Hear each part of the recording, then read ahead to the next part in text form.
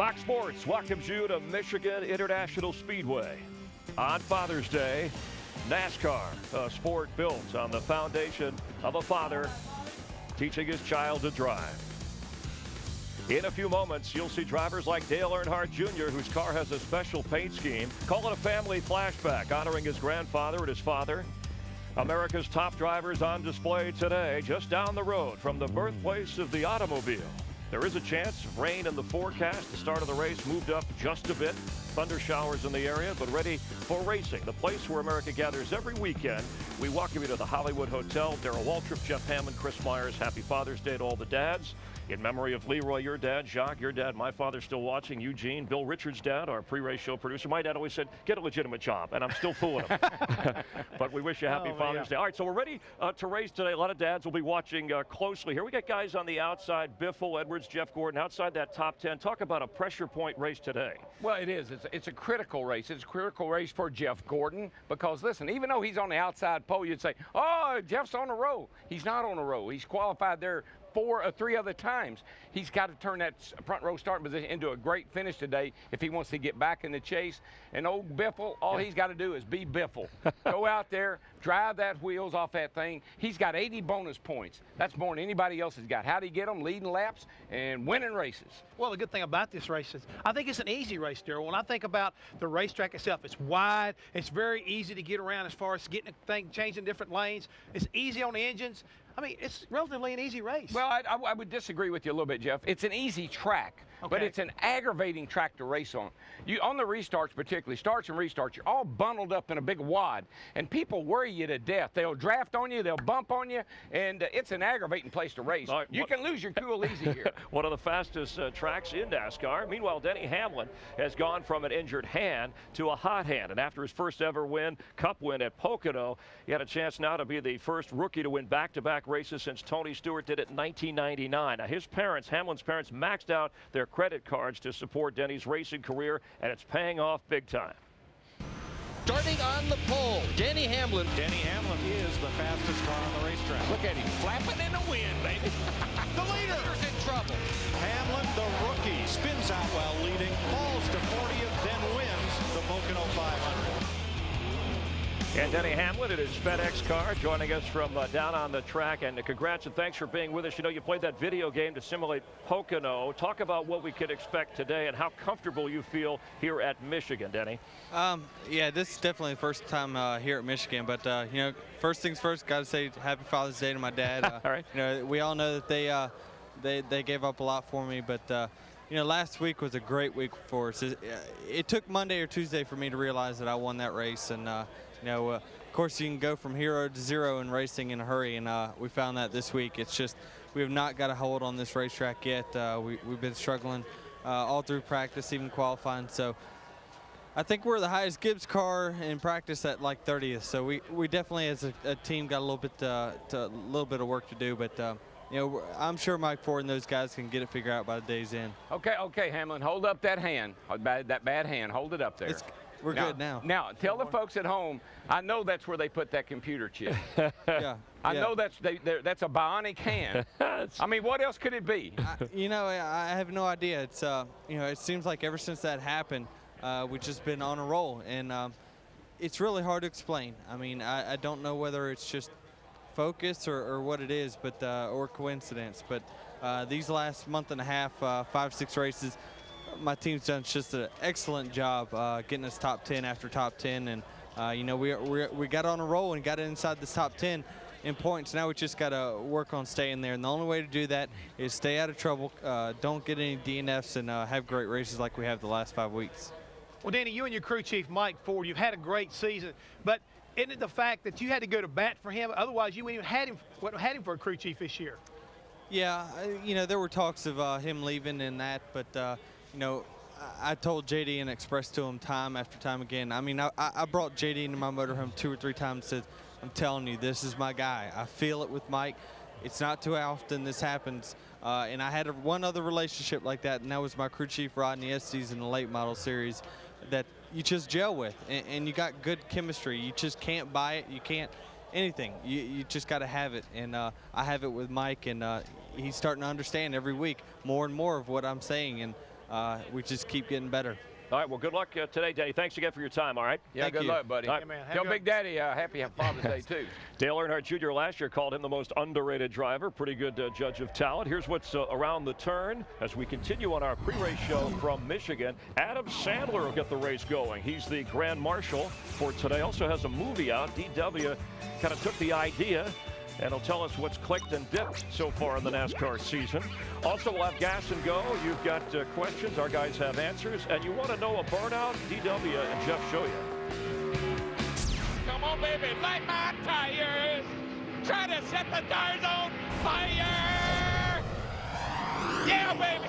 One of my fondest memories with my dad is probably say the first trip that we went to Oskaloosa, Iowa, racing go-karts. We left with a little bitty truck and a little wooden trailer and went out for a week of racing in Iowa out in the scorching sun and heat. So I think that was probably one of the first trips and most memorable trips we ever had together.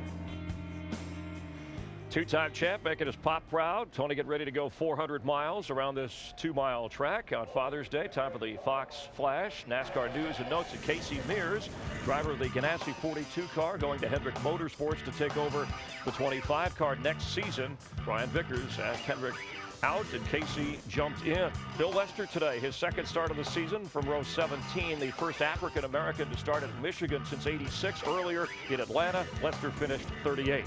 In the Busch Series race in Kentucky last night, Jeff Fuller Rex here suffered smoke inhalation but has since been released from the hospital this morning. David Gilliland went on to win, the first Busch Series driver full-time to win the race. Time now for Gas and Go. You've got questions. Our guys have answers. All right, get ready. Ready for you, brother. Get ready, Hammond. You're on the clock, DW. 15 seconds. How will Mears fill in or fit in at Hendrick? In other words, how will he blend in? You know what I'm thinking about? We saw McMurray leave there, and, boy, he's had a little rough go of it. Casey leaves there. We're going to find out how good Ganassi stuff is when Casey leaves there. And, of course, Kyle Busch, a friend of his, said he already has friends in those places. All right, let's go on to Jeff. That's a good thing he does. Jeff, do you think drivers with new contracts next year are going to finish out with their old teams, guys like Jarrett, Casey, even Vickers, or will they jump early? Oh, I don't know. I think that's a good question when you think about the fact what happened a year ago with Jeff Burton in particular, or a couple years ago whenever he left Roush and went to Richard Childress Racing. I look for these guys to maybe try to opt out if they get that opportunity. What would be wrong with making a change? Let's make a deal. Right. Let's make a deal. Darryl, 15 seconds. We touched on Jeff Gordon coming off the hardest hit, he says, of his career. Will he miss the chase for the second year in a row? Give us a yes or a no and why or why not. Today, I said this, today is the most critical race that he's going to see the rest of the year, because next week he goes to one of his favorites, a road course. The next week he goes to Daytona. If they can get that car right today, he's in. All right, he's outside the top 10 right now. Sure We even had a second to spare. All right, Jeff, here we go, big F.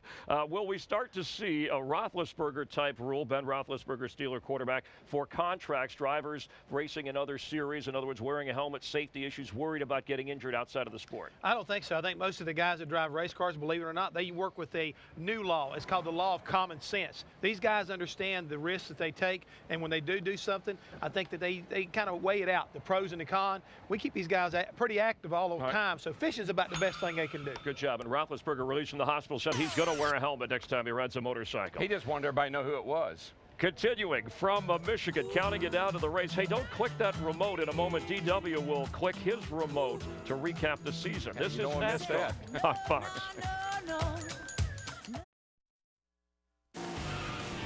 The NASCAR on Fox pre-race show is sponsored by Vanilla Mint Listerine.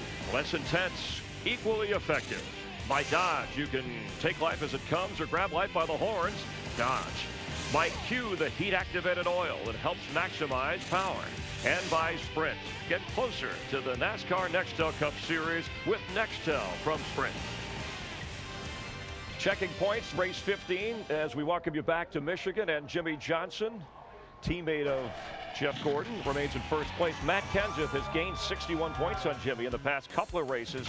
Denny Hamlin in 9th place, the highest he's been in his career. No rookie has yet made the chase. Denny may be trying to change that. All right, the upcoming movie Click which begins June 23rd in theaters. It's another Adam Sandler special, kind of a comedy, but kind of a lesson in life where with a remote control he can click, stop, fast forward, go. And there is the Grand Marshal, Adam Sandler. And you know, his producer dropped by the Hollywood Hotel a little earlier, Daryl, and gave us the remote control from the movie Click. And I thought I'd hand it over to you to see what you'd want to do with that. Well, I have Are been. you sure you know what you're Yeah, doing? I don't know. I have been assigned. I am the keeper of the Click. All right. And I want to show you what I can do with my new toy. I love the movie. Let me see what I can do with the season. I'd like to fast forward Jamie McMurray's career with Roush. I mean, folks, they hired him to win, and he better do it soon. Hey, folks, I'm going to let this one play because I love to see Jeff Gordon get fired up. If I could delete anything, it'd be all those Tony Stewart crashes. I mean, I know he's a tough guy, but tough guys have got their limits. But you know who I'd like to slow-mo? Casey Kane. The kid is having an incredible year. Let's all enjoy it. This will be fun. I'm going to rewind Carl Edwards to last year when he was winning. I could do this all day. I love great finishes. I'm going to pause that. I mean, look how close they are.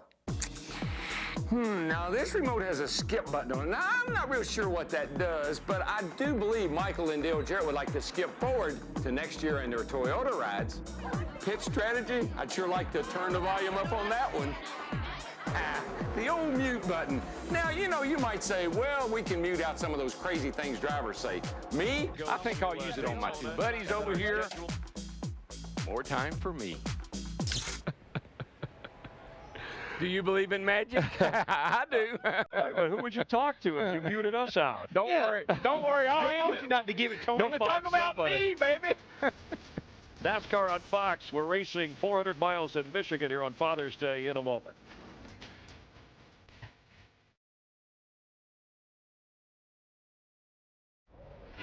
To honor his father Dale and his grandfather Ralph, Dale Earnhardt Jr.'s 8 car carrying the logo and designs that bring to mind the cars driven by his dad and grandfather. Both men drove the 8 car at one point in their careers. Junior getting ready to go today. Steve Burns is standing by with Dale Earnhardt Jr. Steve? And thank you, Chris. This has not been a good race track for you, Dale, but I heard you say in happy hour yesterday this is the best car I've ever had here. Yeah, it's great. Handling good yesterday. A little bit different temperature and track conditions today, but you know, hopefully everything's just about the same. We were real pleased yesterday with the times we were running. We were one of the best cars. All right, good luck today. And Dale starting from row 3. All season long, Darrell Waltrip, Jeff Hammond have taken you along for a ride to learn the ins and outs on every track today in their Richard Petty driving experience car. The guys wanted to let off a little steam and prove where there's smoke, there's tires. I've been waiting all season. You've been promising me we're going to get to do a burnout here this year. So show me you can do one. Woohoo! Now that's what I'm talking about, baby. Yeehaw! Come on, baby, come on. Light my tires. Come on, baby, light my tires. Light my tires, baby. Melt them down. Smoke them up. Come on, Jeff. Woo! Woo! I'm telling you, I can't see where we're going. Watch out for the wall. Woo! Da-da-da! Woo! Yeah. The race fans love you, baby. They love it. To burn. Come on, baby, light my tires. And I'll Come get on, you a baby, step light my ladder. tires. Woo! Try to set the tires on fire. You guys, No, look at that right there. Wow. Look at that mess right there. Darrell, did you make that? You did on a the good track? job. You did a good job. I did it. Yeah, I know. You know, I've only ever done burnouts in parking lots. I've never done one in a race car on a track before. Do you realize how close you come to tearing the King's car up with that left rear tire? You just about destroyed a left rear tire, a brand new left rear tire.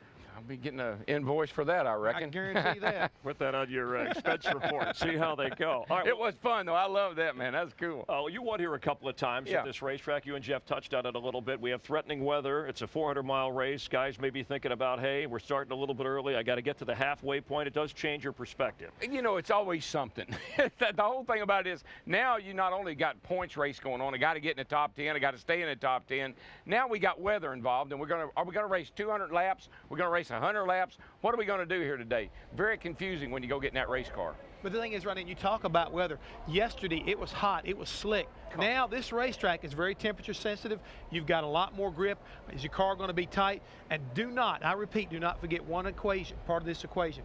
Fuel. This race has been won several times with fuel strategy, so it's going to be real important today. And we were talking about on Father's Day, obviously, I was asking the guys here, what do you think, how many guys, their dads actually involved in racing? We were saying probably about half the field, but it goes way beyond that, generation to generation. Yeah, I mean, and almost every driver, I guarantee, had someone that took them to a track when they were a kid. Whether it's their dad, maybe it's their grandfather, maybe it's an aunt or an uncle, but somebody took them to the track. That's where that interest started, and they peaked here at this track today. A lot of influence right there as we watch a lot of these guys being shown here today. You know, Casey Kane, everybody has somebody who leads them into this profession, and most of them will tell you they're really happy about it. Darrell heads up to the broadcast booth. Jeff and I will watch the race from the Hollywood Hotel. On this day, your mind does race toward thoughts of Dad, leading with words, guiding by example, and through all of life's adventures, cheering and inspiring us. Happy Father's Day from Michigan. Let's head down to the track for opening ceremonies.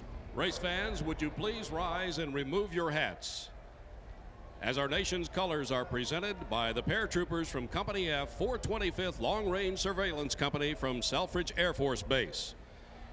And here to deliver our invocation, Pastor Daniel Schultz of Michigan Raceway Ministries. Father God, we come before you this afternoon to thank you for this day, for your protection for the drivers, their crews, the fans, and the workers here at MIS. Father, we also pray for those serving in the armed forces, that you would protect them and their families as well. And last, I pray that we would all know your love today as we experience the passion and excitement of NASCAR. In Jesus' name, amen. Please remain standing now for the Canadian National Anthem, performed by MIS's own Lisa Bascom. Oh, Canada, our home and native land, true patriot love in all thy sons' commands. With glowing hearts we see thee rise, the true North, strong and free. From far and wide, oh Canada, we stand on guard for thee. God, keep our land glorious and free. Oh Canada, we stand on guard for thee. Oh Canada, we stand on guard for thee.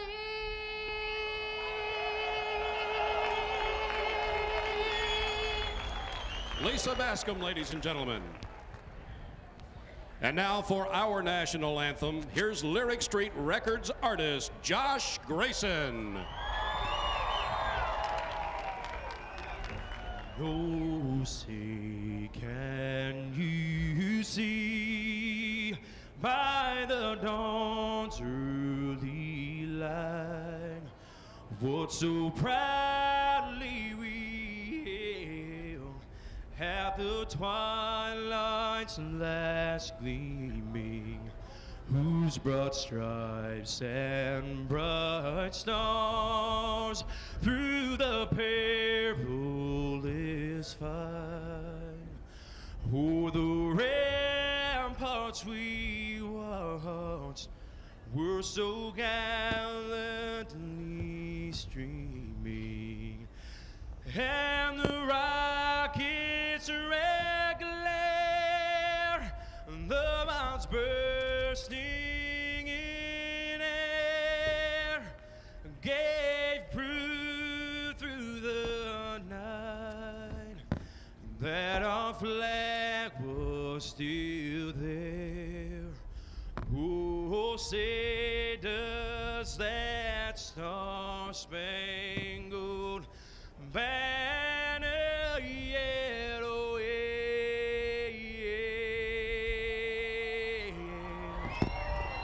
through the land of the free.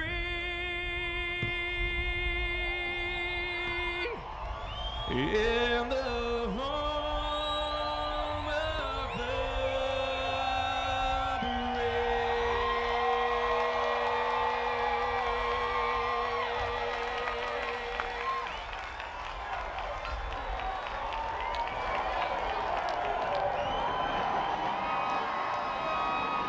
Josh Grayson, a former American Idol contestant, the Singing Marine. We're 65 miles from Detroit, about 70 miles from our neighbors to the north, Canada. And getting ready to go 400 miles, weather permitting, here at Michigan.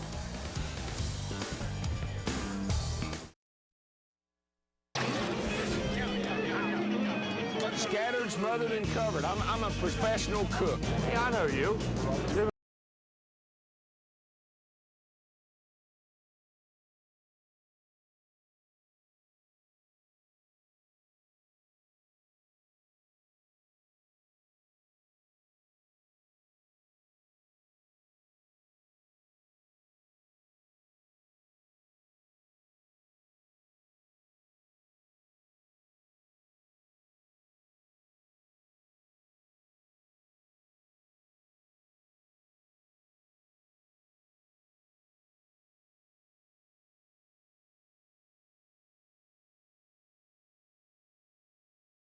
Speedway getting ready to go racing. Let's join Mike Joyp on the broadcast booth. Mike, I don't think we're going to be invited on the Iron Chef anytime soon.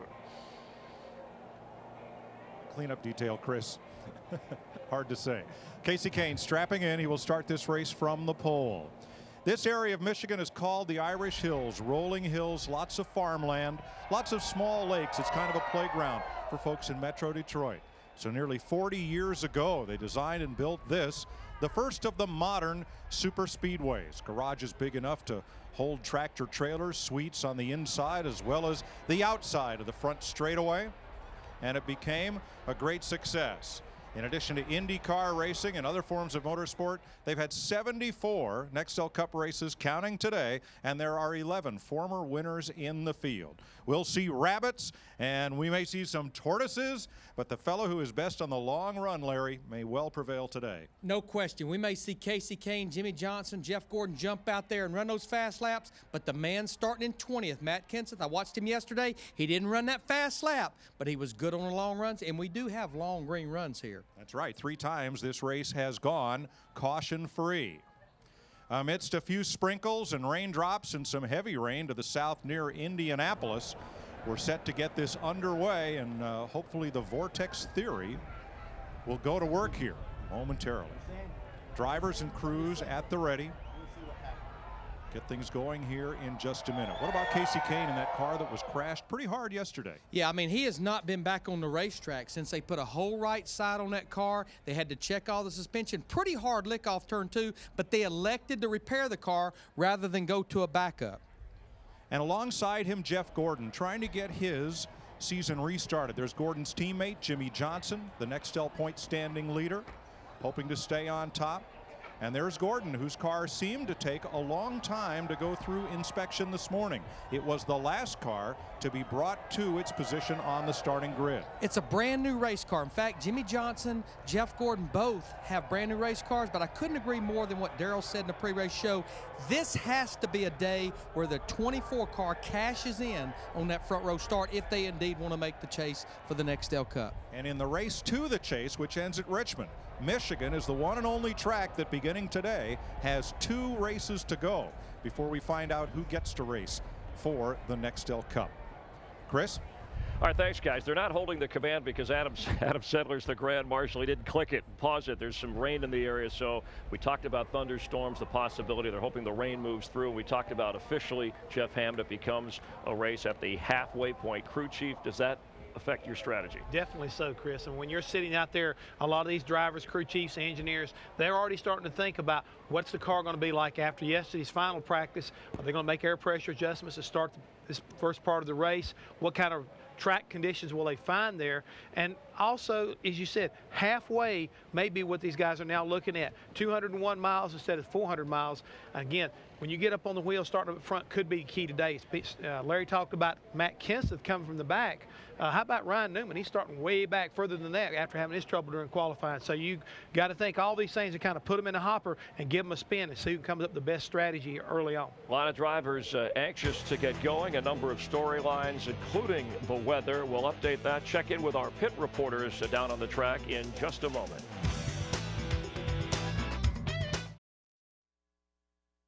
One of my fondest memories with my dad is going to the race shop with him when I was little. I love to do that, but there are a lot of fond memories away from there too, on the golf course, just relaxing, having fun, just hanging out.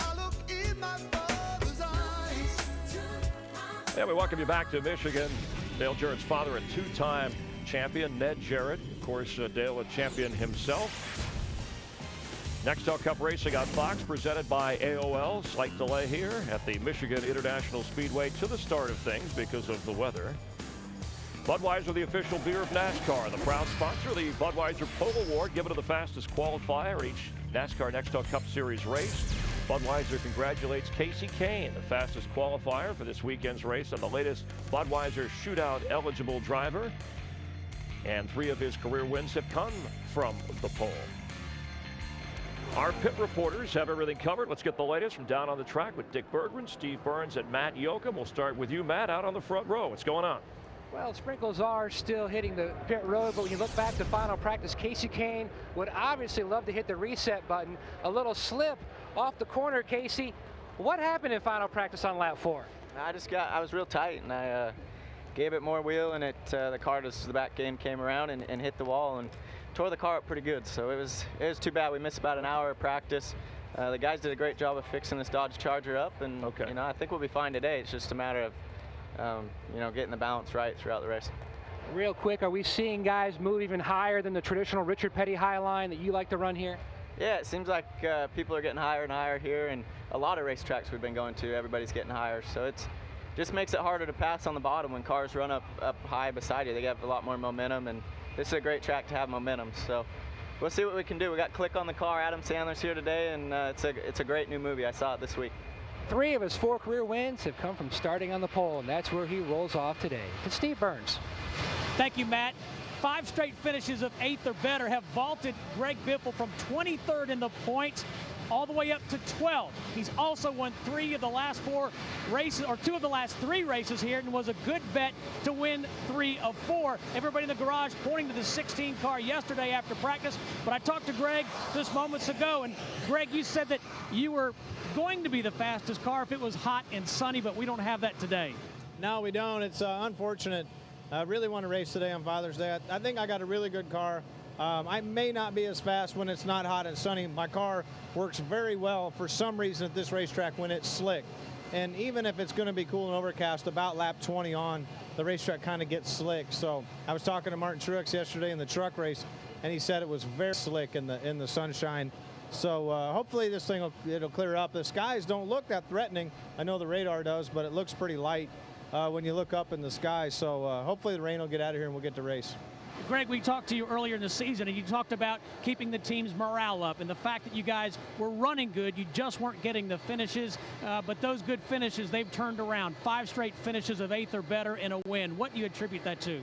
Just hard work, the whole team. Bobby, the car chief, he just works his butt off every week, and Doug, and I'm just so proud of my team because they work so hard and they give me great race cars. Like this car here is just a great race car, and we just don't give up attitude. Last week at Pocono, it was so easy. We had brake problems, had to bleed the brakes, and then we had a flat tire with less than 10 to go and had to pit under that caution and able to get back to 6. Just the team just keeps digging and digging and never gives up, and I think that's a sign of what it takes to win championships and run up front in this Nextel Cup Series. All right, thank you, Greg. To the editor of Speedway Illustrated magazine, Dick Berggren. Well, Jeff Gordon is starting on the outside of the front row today, but he has had a tough time here for the last 2 June races in a row. Last year, a flat tire during the running of the event, and frankly, the team just missed the setup. They finished 3 laps down in 32nd spot. The year before that, it started out terrific. He won the pole, led the most laps, but kaboom, the engine failed. today, as I mentioned, on the outside of the front row. That's a good part of this story. He's won twice here, but the best part of the story, my friend, is that you're here, you're healthy after that huge hit at Pocono. How hard an impact was that? It was a very hard impact, but you know, thanks to this amazing carbon fiber seat and got some DuPont Kevlar in there as well. So, you know, the guys on this Hendrick Motorsports DuPont Chevrolet just built an awesome race car, very safe race car, not to mention the safer wall barrier. And, you know, I came out of it surprisingly well. I think a lot of people, after they saw the telemetry and how big of a hit it was, that they thought I was going to be in a lot worse shape than I was. So it's been a good week, and to come here to Michigan, one of my favorite racetracks, and sit out here on the outside front row, we've been having some fun this weekend. I hope it continues. Any questions at all about your ability to finish this race? Are you physically okay?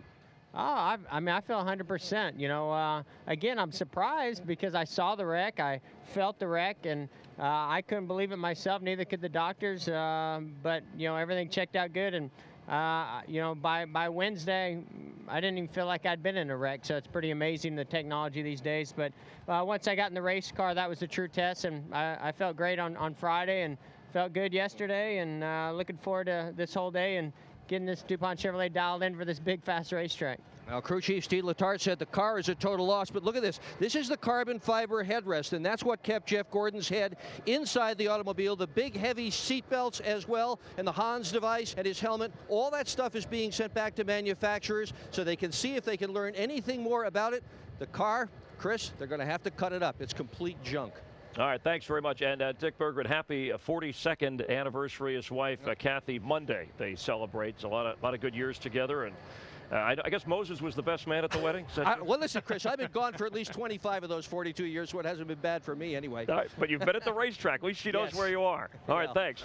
And congrats. We mean that. Hey, Jeff, on what Jeff Gordon, 64 Gs, the impact, and able to walk away from that. But the bigger concern for Jeff now that he's okay is, hey, I want to win some races here. You talked with Robbie Loomis, the guy who worked closely with him for a lot of years, who had an interesting spin on whether Jeff, you know, what kind of driver he is at this stage of where his career is. Well, I think that the key thing that I was learning today in talking to Robbie Loomis is about, you know, what do you think about where they are after last year, after you leaving there?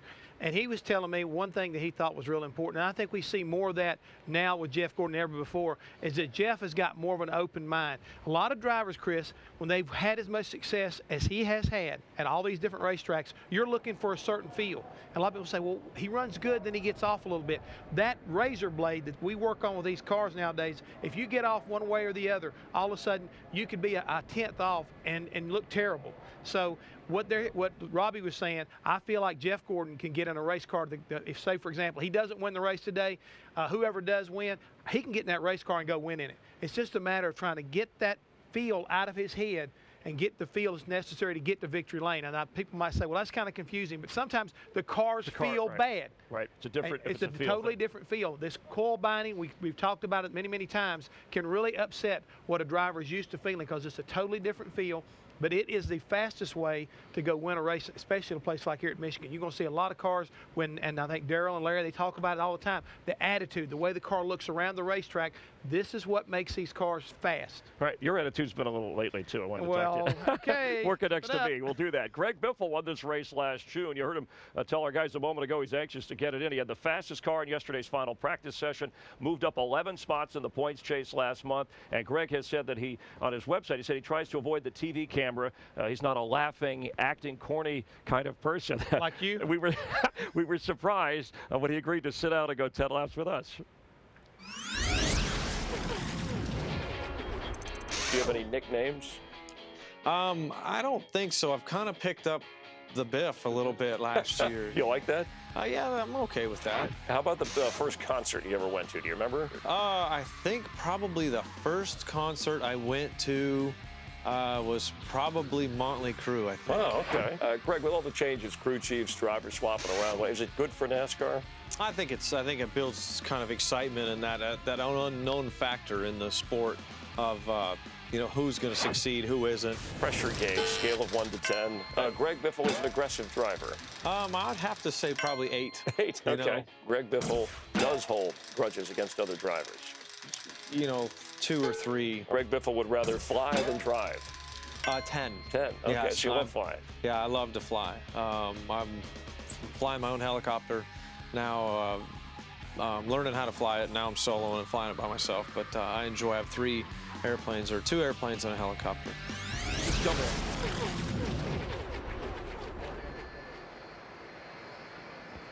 Greg Biffle getting ready to roll here. He's been hot, trying to work his way into the chase for the championship. A little bit of a rain delay to the start of things, but good to have you with us. Here from Michigan, you're watching NASCAR on Fox.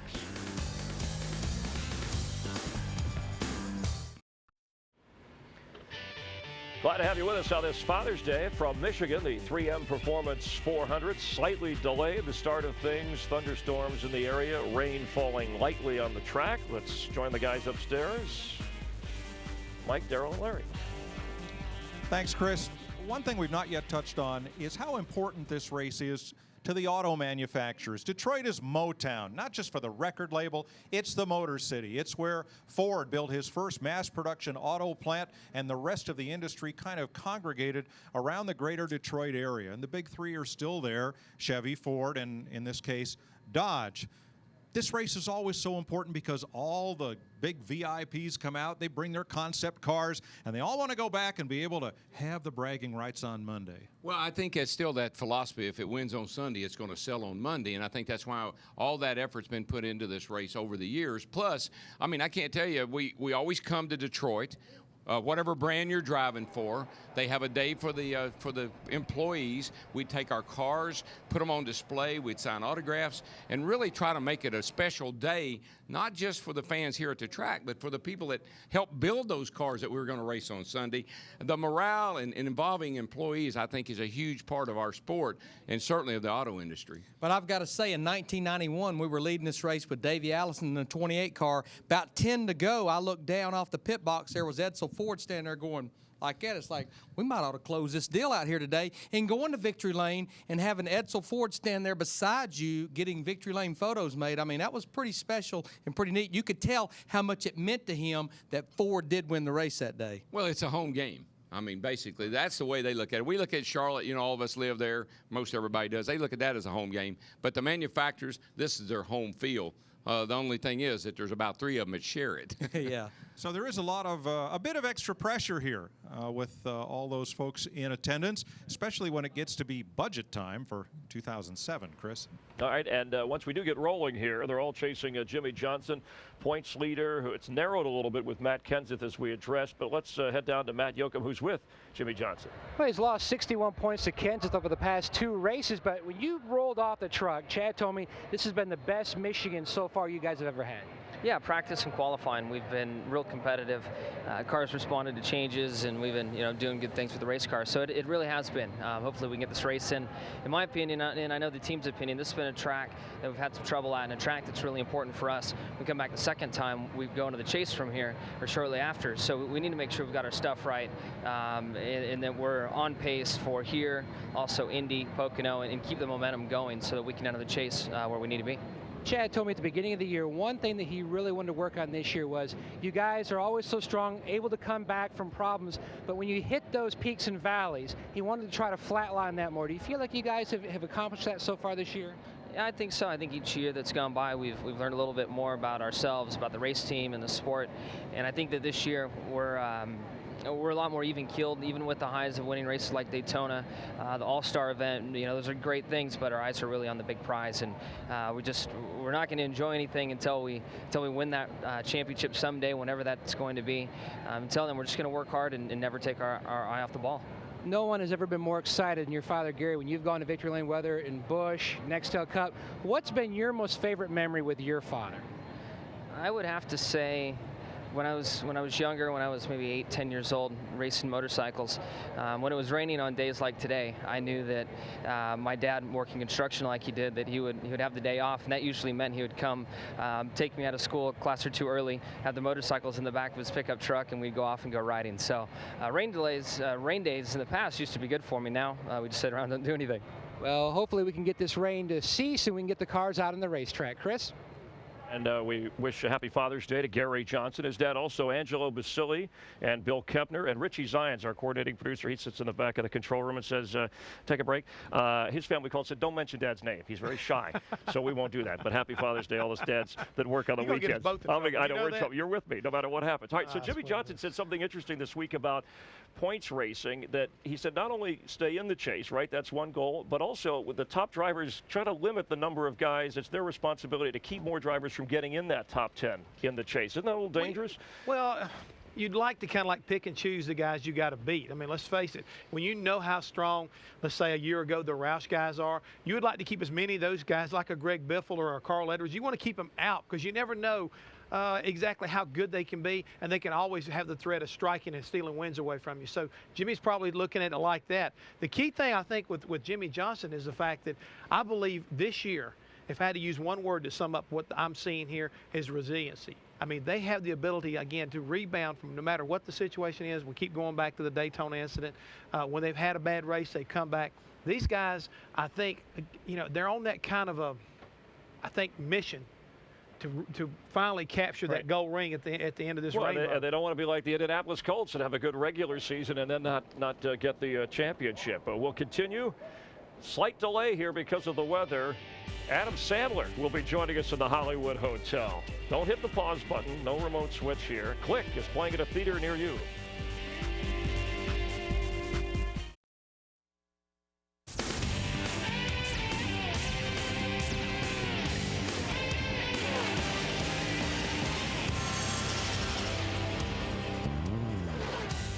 Playing some catch? Yeah, but your kid stinks. A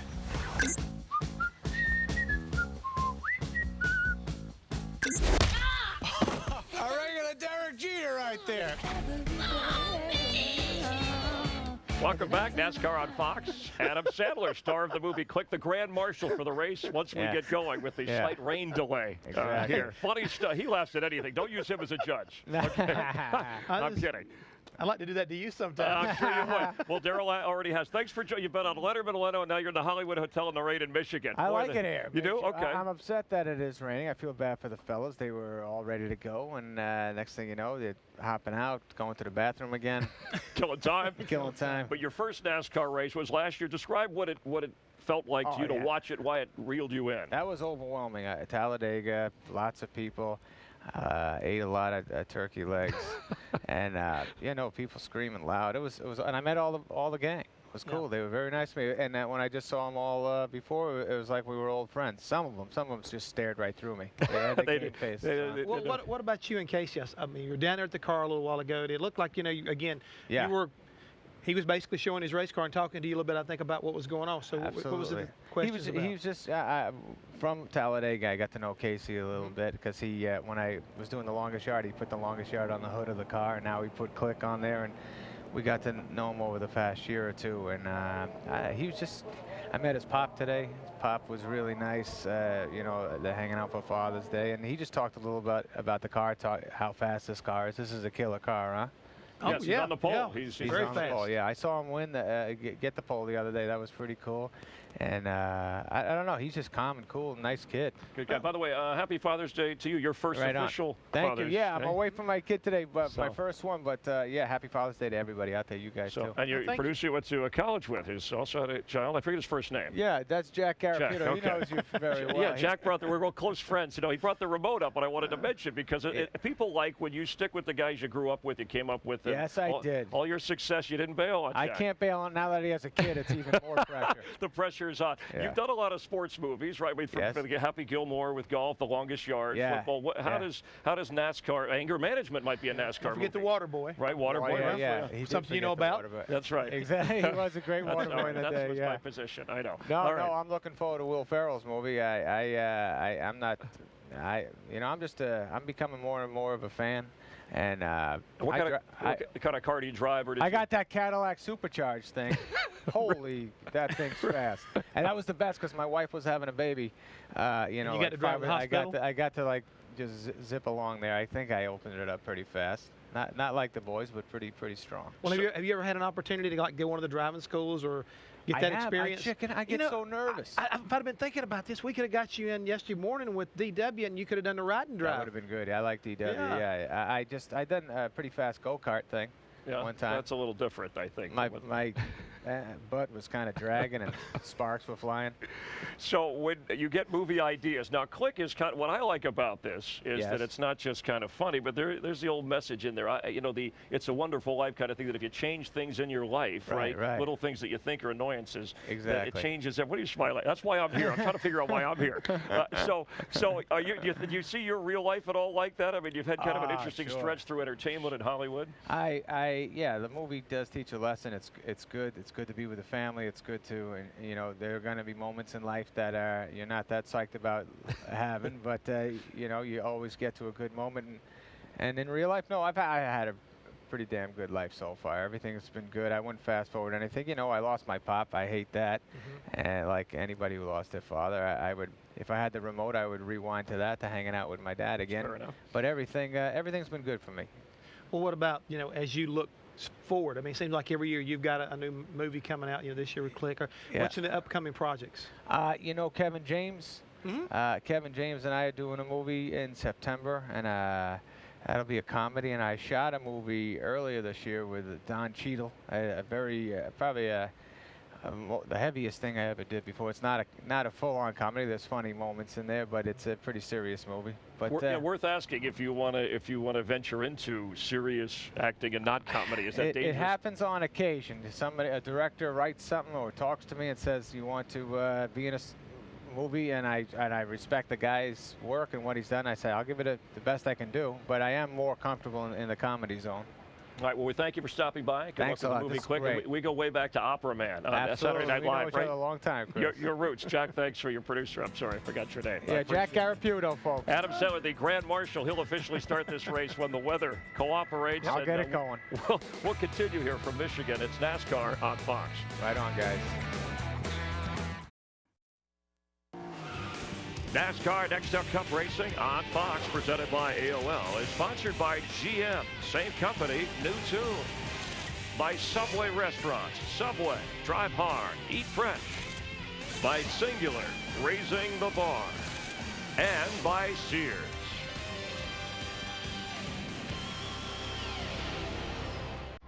One of my favorite memories with my dad is being on the four-wheelers at the old hunting club. I used to race him on the four-wheelers. He used to be Mr. Serious and say we had to be quiet, didn't scare off the deer, but I was always the one that wanted to race him on the four-wheelers, and it was cool that he actually let me ride my own at such a young age, so that was probably one of my favorite memories.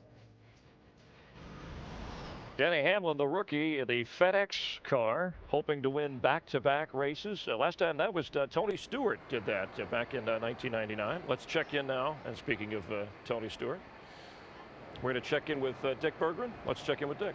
Yeah, we're just sort of sitting on pit wall here, and I got to tell you that the weather is really improving. Got a nice little breeze. It's drying out. Hanging out with Nelson Stewart and his kid here, this fella named Tony. What kind of a kid was he growing up? Rotten. How so? He was just ornery. He was full of vim and vigor, just like he is now. Practical joker. What did he teach you? What did he teach? Yeah, I mean, sons teach their fathers. What did this guy teach you?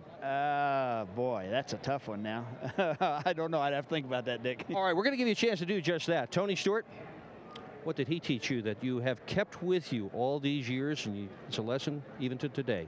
Well, watching how hard he worked, it showed me that I was definitely too lazy to work a real job, so I needed to make this racing gig work out and try to make a living doing it instead. But now we've had a lot of fun. I mean, this is our 27th year racing, and we started when I was 8 years old, and was very fortunate. I had a father that and mother that basically spent everything they made, so we could go-kart racing and travel all over the country, and it paid off. So definitely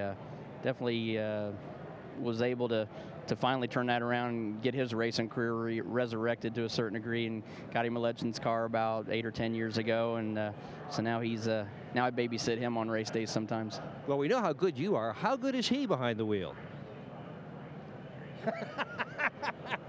It depends on whether you ask him or me. I mean, he thinks he's pretty fast, but no, I mean, I don't know too many 68-year-old guys that could still get in behind the seat of a race car and you know, still get the job done. But he has a lot of fun, and that's the main thing right now, is that, you know, every time he goes out there, he has a good job or has a good time, and you know, brings it back in one piece. Let's go back to Dad. Speaking of bring it back in one piece, it's been a tough month. A lot of really, really hard wrecks. You worry about this guy racing cars? No, I really don't, Dick, and I never have. The only thing I've ever really worried about was him getting to the racetrack on time. And now he's got PR people to take care of that for him. That's what they get paid the big bucks for. All right, you've had a good long while to think about it. What has Tony Stewart taught you? What are the valuable lessons your kid has taught you? Well, it's going to sound funny when I say this, but he's probably taught me a little bit of patience. You wouldn't know it to watch, but when the way I used to be and the way he was, one of us had to learn. So I don't know. Father and son, Tony Stewart and his dad, Nelson. Steve?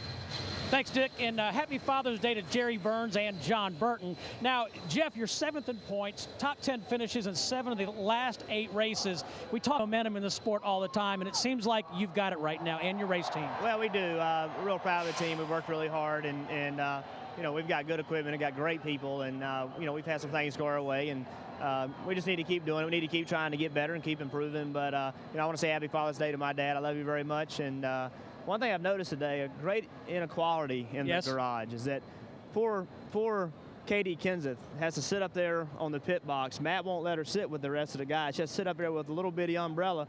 My wife on the other end there, we picked our pit before we did because we qualified better than he did. And anyway, she's got a condo down there, got a refrigerator, microwave, air conditioning. I think the fans need to write in to Matt and ask him to treat his wife a little nicer. Yeah, that's tough business. Now, what I want to talk to you about, the business at hand, 162 races between wins. You've got 17 Cup victories. Can you break that here today? Looks like we're going to go racing. Well, you know, I don't know. We're going to try hard. And, again, I have all the confidence in the world in this team and in the equipment we've got. And, you know, if we keep putting ourselves in position, then those things will come. But the key for us is just keep putting ourselves in position and keeping good cars and continue to work together well. And, you know, good things will happen. All right, good luck on this Father's Day. Back to you, Chris. All right, thanks, Steve and Jeff. And we have time, what a perfect time, for the singular virtual crew chief question. Will a rookie make the chase for the championship? You know where Denny Hamlin is right now. You'll see him in action today. If you want to vote, prompt to answer, text the word crew, God bless you, to 191 on your singular wireless phone, or log on to foxsports.com/singular. Part of our Hollywood. You're working on your comedy routine some more, right? Part of our Hollywood hotel crew sneezing. But the rain has lightened up there. They're drying the track. We might have these cars rolling in about 10 minutes. I don't want to get our hopes up. But there is the rookie, Denny Hamlin. I am going to get our hopes up. Yes. Our hopes the answer are to up? the question is yes. The answer is yes. All right. Well, you have to hang around and watch to find out. Nice to have you with us here.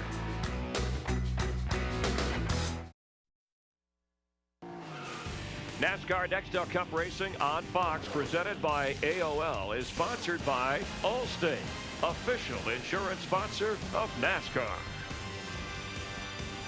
Welcome back to Michigan. We're going to go racing here in just a couple of moments. A slight weather delay. Dale Earnhardt Jr. and drivers getting in their cars, getting ready to fire the engines, waiting for the Grand Marshal, Adam Sandler, to give the command. Next week, our Wendy's race menu will take us to Milwaukee for Busch Series racing.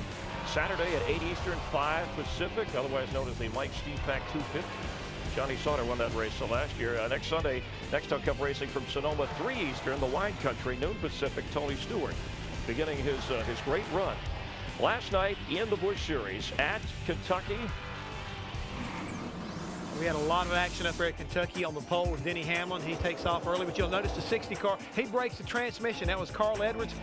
Ended his night pretty soon. Kevin Harvick, a point leader, he gets loose, spins around. Henry Sorensen coming down pit road, misses his pits, kind of had odd parking, but the 38 car right there of Jason Leffler gets in trouble, but in the 34 car of Jeff Fuller hard into that inside wall. And Chris, I mean, it was a long time getting him out of the car, but he suffered smoke inhalation, taken to the hospital, released this morning. So Jeff Fuller coming out of that hard wreck.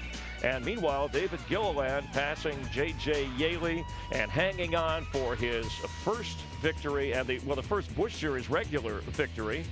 And David Gilliland, a 2-year varsity golf player on the same team in high school in California with Tiger Woods.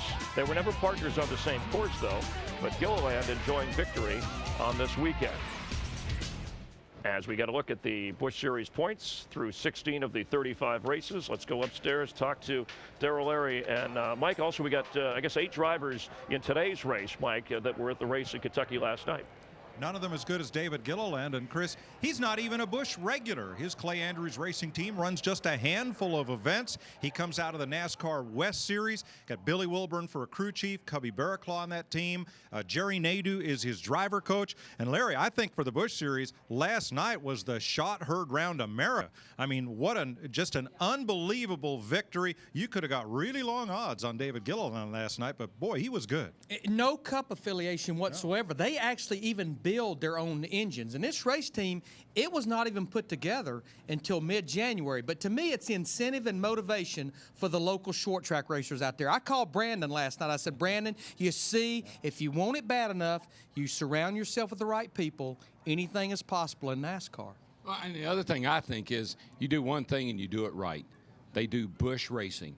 And I know there's 8 guys that go back and forth and do that every week, and yeah, they're going to win every now and then because they got such great resources. But that's a team that sticks to what they know, do the Busch car, and you may end up in victory circle. And they're crawling before they walk. They didn't dive in here and try to run the whole schedule. They do not go race until they know they're prepared to go to a racetrack. And they were fast all weekend, fast in practice, qualified 4th. That was not a fluke.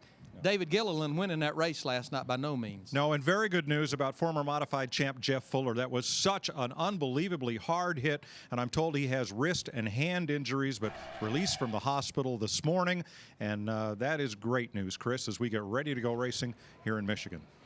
Thanks, Mike. And you guys getting ready to call the race. Casey Kane on the pole. Jeff Gordon also on the front row. Can the rookie Denny Hamlin go back-to-back? Well, it's a good thing that spelling bee was last week.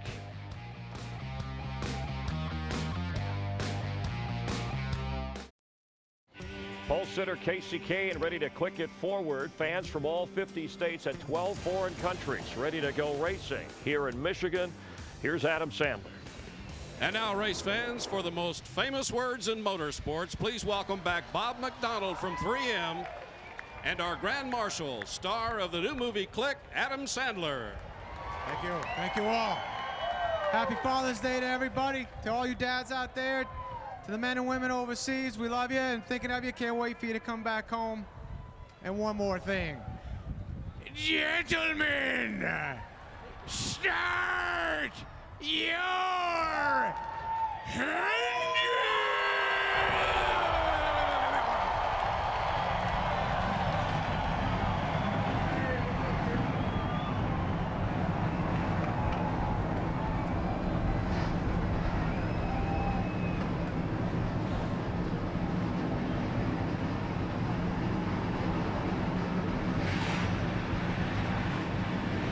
We're about 30 minutes behind schedule. 400 miles are what is scheduled. Let's get the latest from our pit reporters who have been working down on the track, getting ready for this race along with the drivers. And we'll start with Dick Bergman. Dick? Well, thanks, Chris. Michigan International Speedway is a big, wide racetrack. Plenty of room to move around. We have very few accidents here as a result.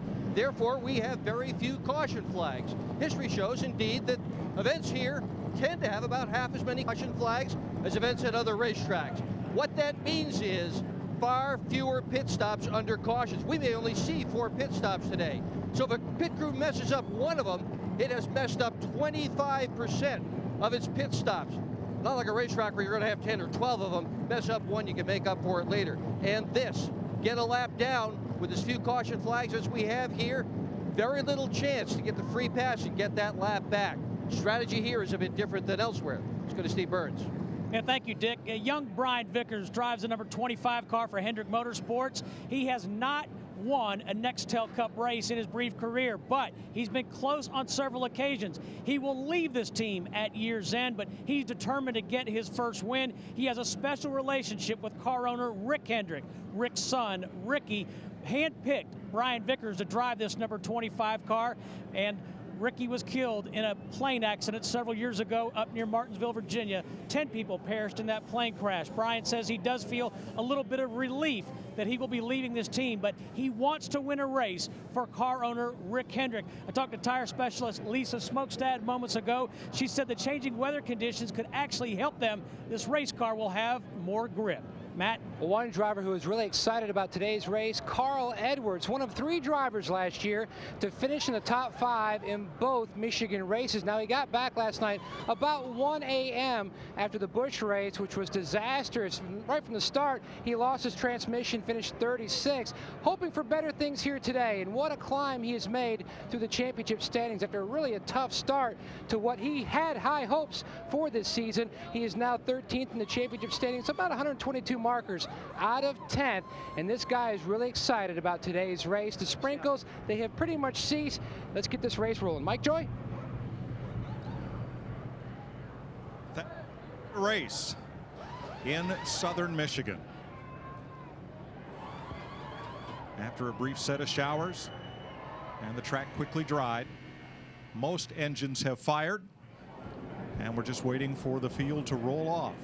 There's the retro paint scheme for Dale Earnhardt Jr., evoking memories of his grandfather, who won a late model sportsman national championship in a creamy white number 8 with a red numeral just like that one.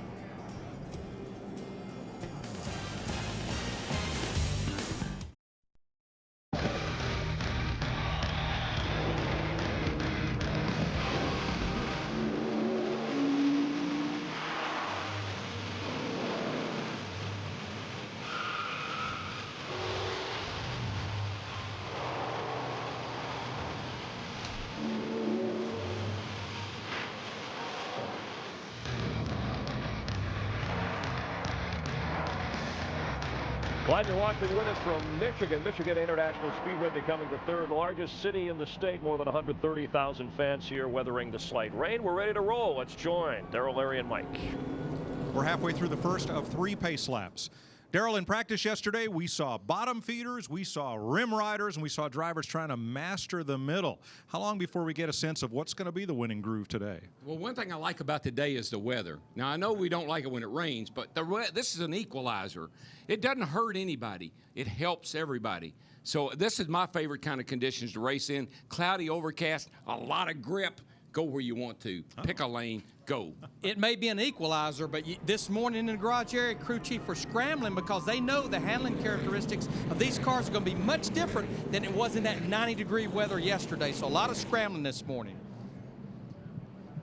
This is our racetrack keys right here. 200 laps, 400 miles, pit road speed 45 miles per hour. The pit window for fuel always be critical, 45 to 50 laps. You heard Dick Berggren talk about it, fuel mileage strategy. Remember, that's what won the race for Jeremy Mayfield, the 19 car, here in August.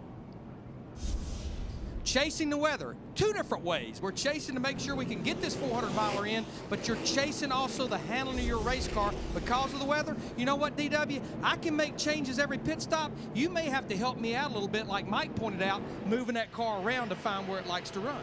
Yeah, this is a big, wide racetrack, and you can do it. A lap and a half before we go green at this somewhat unique D-shaped 2-mile superspeedway, twin to the track in College Station, Texas, and much like the one built in California, east of Los Angeles in Fontana. With a lap and a half before we race, we talked to some of the top Nextel Cup drivers and got their impressions of what you're about to see. Michigan is definitely a challenge. By probably the first lap coming by, you're going to see 3 and 4 wide down the front stretch. It's a racy racetrack because you can run the top, you can run the middle, and you can run the bottom, and it gives you a lot of options. If your car's not handling good, you can move around and hunt around to find a line that'll help your car handle or get through the corners a little bit better. Before the day's out, you're going to see drivers in cars on the very bottom of the track, but you're also going to have a guy that's almost scraping the rear bumper on the wall on the outside, which is 5 lanes up from there. That's the best part of the race is really right after restarts, man. You know, you get cars that are in the back, they got to get to the front. You get 3 wide. It's a lot of action. There's tons of things that go on at Michigan that make it so fun to race and to watch. Originally, this event was the 600-mile race, the Yankee 600. Cale Yarborough, the first winner here over Leroy Yarborough. That was back in 1969, the first time NASCAR came to the Irish Hills. Follow up a little bit on what Larry was talking about, fuel strategy. What you're going to see a lot of times mid-pack back, you're going to come down pit road. If you don't do anything but just hook that gas can up and top that tank off, because that'll be critical later in the race. Never pass a chance up to take fuel on. I don't care if it's but a gallon. Come in, get that gallon, because it may make the difference. There you can see the difference right there, not only in the ambient temperature, but as well as the track. Huge difference from Friday qualifying, especially the practice yesterday. But Larry, I mean, I'm serious when I tell you, it only makes it better for everybody. You don't have to make that many adjustments because you just pick up more grip. That's all you do. One car will go to the rear. Brian Newman replaced the transmission. He had spun in qualifying and was going to start 42nd anyway. That was wise on their part then.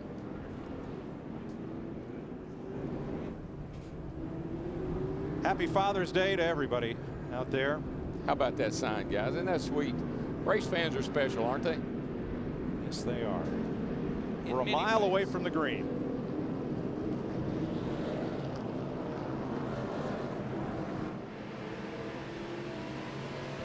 All of our NASCAR on Fox onboard cameras, including the pole sitter, Casey Kane, top center. Should have your favorite driver in there somewhere. Big unknown for our pole sitter, Casey Kane. You heard Matt Yoakum talk about it. A lot of repairs to that car since he hit the wall in practice yesterday. Well, DW, she's going to have more grip. You know what more grip means? More speed. And you know what? Every once in a while, you might be 5 wide down this front straightaway. So you better reach up there and pull those belts tight one more time.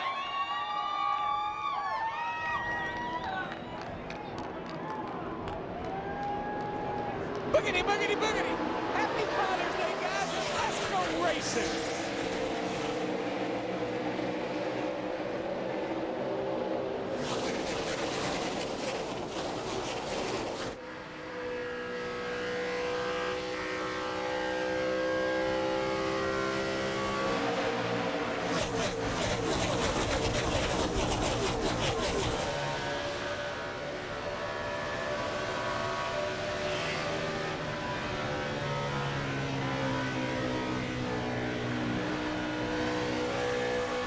Starter Brian Vickers' car took a while to get up to speed. The drivers in the outside lane had a little advantage through turn 1 and 2.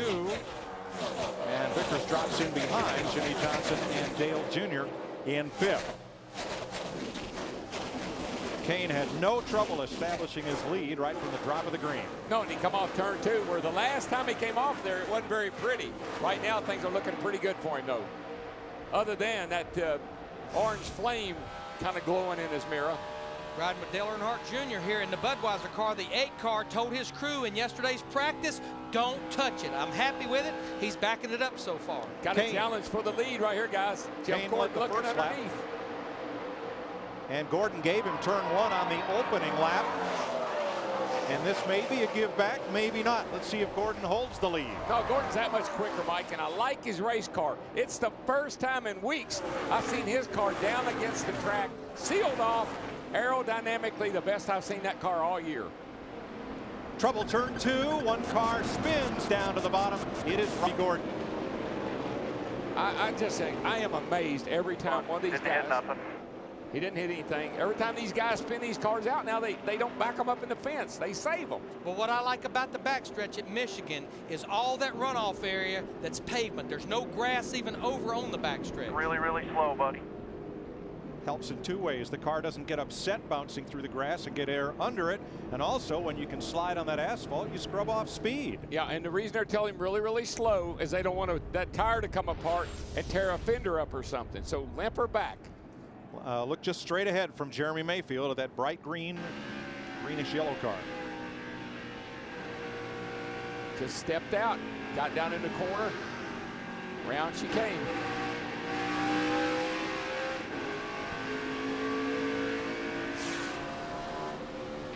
From Michael Waltrip. First caution of the day out very early in Michigan for Robbie Gordon's spin. NASCAR Nextel Cup Racing on Fox, presented by AOL, is sponsored by Dodge. You can take life as it comes, or you can grab life by the horns. Dodge. By AOL, want a better high-speed internet? You belong at AOL. By Wendy's 4 new Friscata sandwiches. Do Wendy's. Do what tastes right. And by Budweiser, the official beer of NASCAR. This is Budweiser. This is Beard.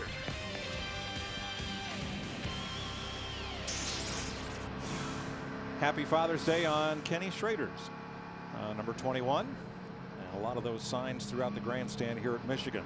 Cleaning up the first caution of the day, Robbie Gordon's made numerous pit stops to fix his car.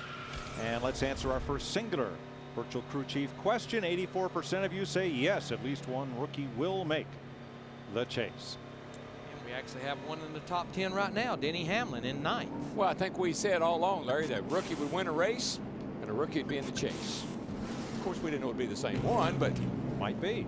Here are the positions in the Nextel Cup standings of the 6 Rookie of the Year candidates. And David Stremme got a good boost here on Friday when he lapped the field to win the Hans 200 ARCA race.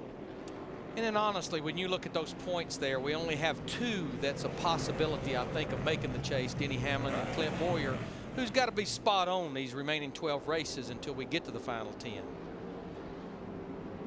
See Greg Biffle there in the 16 car. As far as a fast lap in practice yesterday, pretty much in his own zip code. He's moved up 4 positions since the start of the race, from 10th to 6th. Winner of 2 of the last 3 races here.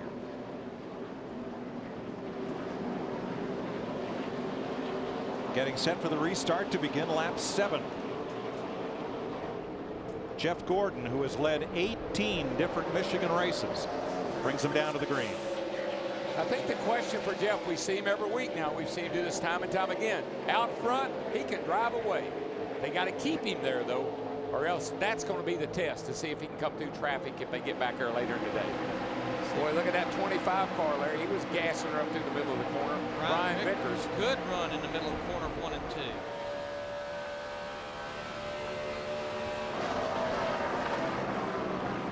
Dale Jr. wisely gives him a little room there because it's a little loose getting into turn 3. Fights back on the outside. Should have the advantage because you get that momentum off of turn 4.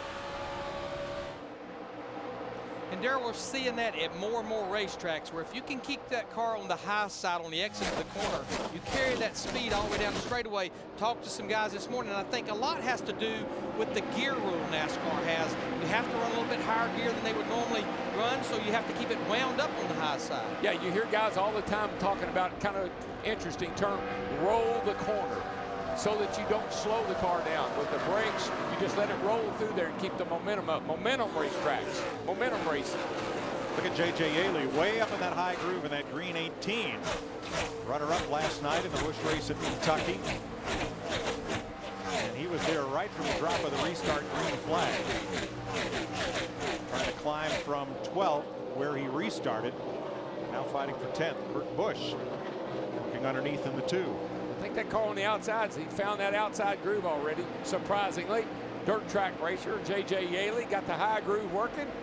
Might make the pass stick here. Mark Martin coming with him in the 6. Yeah, Mark really fell back at the start of this race. He qualified up there in the 8th position. He fell out of the top 10. Now he's working his way back as he battles Kurt Busch in the 2 car. This is a battle for 12th. I think there's probably a big sigh of relief down in that 9 pit, Casey Kane's team. After the damage that car suffered in practice yesterday, to see it up there running as well as it is. I think that's probably Ray's probably saying, we got it right, boys. 3rd place. And you know, Darrell, we've talked a lot about Jeff Gordon in the 24 car. Of course, he's much further back in points than Dale Earnhardt Jr. But I think if Dale Earnhardt Jr., the 8 group, if they can have a good run at this type of racetrack, this has been the Achilles heel for them, I think they will solidify that we are a championship contender. Guess it's what? Raining again. Raining again.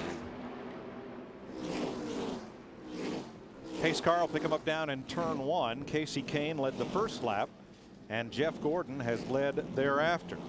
Let's go down to the pits of the pole sitter. Matt? DW, you were talking earlier about Casey Kane. That's exactly what he told him under the last yellow. Says the car is great. Nice job fixing it. He also says that the racetrack has so much more grip than it did Saturday afternoon. The front and back of the car really sucked right down into the pavement, and he likes how that 9 car is. Steve? Matt Dale Earnhardt Jr. pretty happy with that number 8 car. He said the car is good getting into the corners, a little bit snug in the center, and he said I'm sliding the right rear off of turn 2, but he said on a scale of 1 to 10, he said not even a 1, just telling you what the race car is doing. He likes that race car.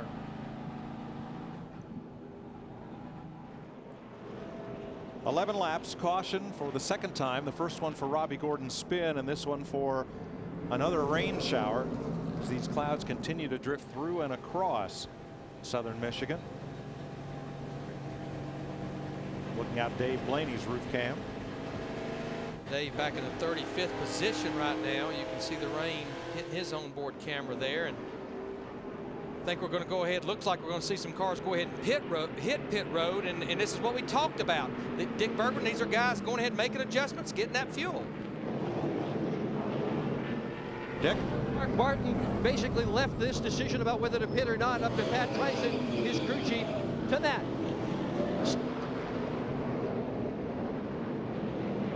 Looks like almost half the field chose to came in, including Kyle Busch, who was running up in the top half dozen, and Kevin Harvick. And they're not coming in and putting on rain tires. No. That we don't run rain tires in the NASCAR. The cars are too heavy, the speeds are too high, the tracks are have too much banking. They just don't have a tire capable of holding these cars. Although, might we see rain tires next week if necessary on the road course at Sonoma? I think they kind of forgo that program. Decided it just wasn't worth fooling with. Now, me and Hammond might run rain tires next week. Hammond will run anything. Mud grips.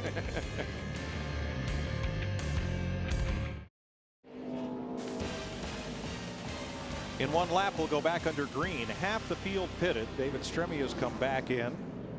The 4 back in of Scott Wimmer. Derek Cope has taken his Royal Administration Dodge to the garage. And Matt Kenseth has been in a couple of times with right front end damage on his Carhartt 17. Now, once you get into that topping off thing, you got to come every time. Like if they give 1 to go, you got to come and get topped off again. If they give 1 to go again, they're waving it off now. Next time I give 1 to go, got to come again. You see all of that patch material on the right front corner of Kenseth's car. Steve, what's up?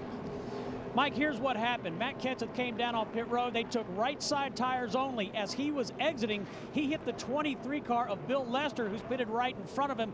In fact, here's what Matt told Robbie Reiser, the crew chief, about the damage. Oh! All right. Gotta watch that. Go ahead and fix the right side. Just take your time. Put 4 tires on, fix the fender. Now, the frustration, Steve, in Matt Kenseth's voice right there comes from the fact he puts that on the shoulders of the spotter and the crew chief to be taking care of him in part of those situations. Steve, the best thing that could happen is just tell him to stop before that lick. That's exactly right, Larry. Matt Kenseth is coming back down pit road. In fact, the end of that radio transmission, he told Robbie, he said, you've got to watch that car for me. He said, I can't see everything. He was telling Robbie Reiser, who's atop the pit box, watch the oncoming traffic for me. Now, if you're Robbie Reiser, you're watching the car, your car, and you're saying, okay, go. The spotter upstairs is watching the traffic coming in. There's just that brief moment in time when you can't get to him to tell him to stop. This is Robbie Reiser, Matt Kenseth's crew chief. And since Lester has pitted 1 pit box in front of Kenseth, Lester was trying to enter his pit as Kenseth pulled out into the driver's door. When they dropped the jack on these cars today, these guys are sitting here with the engine turned about $8 grand. And when they drop the jack, they pop the clutch, they take off like John Force. So it's pretty hard to woe it up in a short distance. And you know, this year, guys, we have seen more problems and mistakes on pit road than I think we've ever seen. Why? Because these guys know if they can pick up 1 position on pit road, that's 1 less position you've got to try to make up on that racetrack. And I think the other thing that happens too, Larry, is all these pit stops are orchestrated. Everybody knows what their job is. But the ones that really have problems is when all of a sudden something doesn't go right.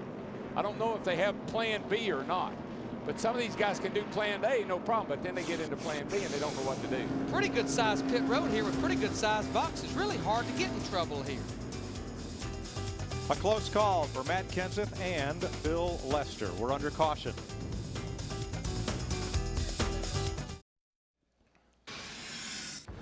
Thursday in Dearborn, Michigan, 450 Ford Motor Company employees gathered to honor their NASCAR teams. All of Jack Roush's Nextel Cup drivers were there, as was Elliott Sadler. As part of the festivities, Edsel Ford presented Jack Roush with the company's highest award, the Spirit of Ford Award.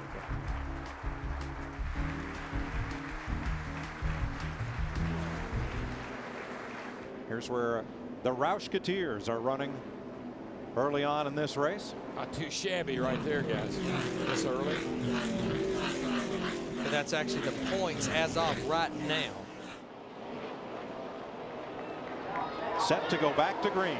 Boy, Jeff Gordon spun the rear tires on that restart, Darrell, as he accelerated. Yeah, with the little moisture we've had and as damp as it is, probably just the tires had no heat in them. We see that a lot at this type of racetrack on restarts. See that a lot when you got about 850 horsepower in second gear. At 7th place, oh, look at this, 3 wide. Sterling Marlin outside, Kurt Busch on the bottom, DJ in the middle. And when you're that guy, Sterling Marlin on the outside, you're saying, please don't push up because I'm coming through. This is a battle for 5th right here. Greg Biffle in the 16 car. Not surprised to see this going on. Remember, fastest in both practice sessions yesterday.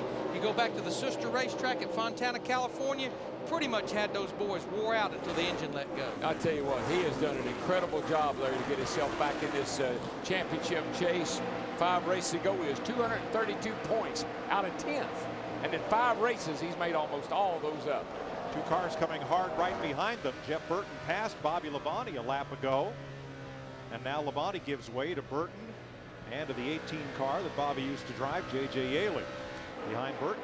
You know, watching J.J. Yaley in the 18 car, even in his interview from Kentucky last night in the Busch Series race, he said he just wished his Cup car was just a little bit like his Busch car. I think this could be one of the cars that's being a beneficiary of this cooler weather. More grip fixes some problems. Casey Kane looking back after the lead, but those two have company. Dale Jr.'s in the picture. Well, you just think about it, Larry. At 92 degrees, can you walk across your driveway barefooted? Ouch, no. Quickly. 70 degrees? Not too bad. I'll run and get the paper, dear. Budweiser car, Dale Earnhardt Jr. You see him right there all over the back bumper of Casey Kane in this 9 car. That baby's lurking right there is what he's doing.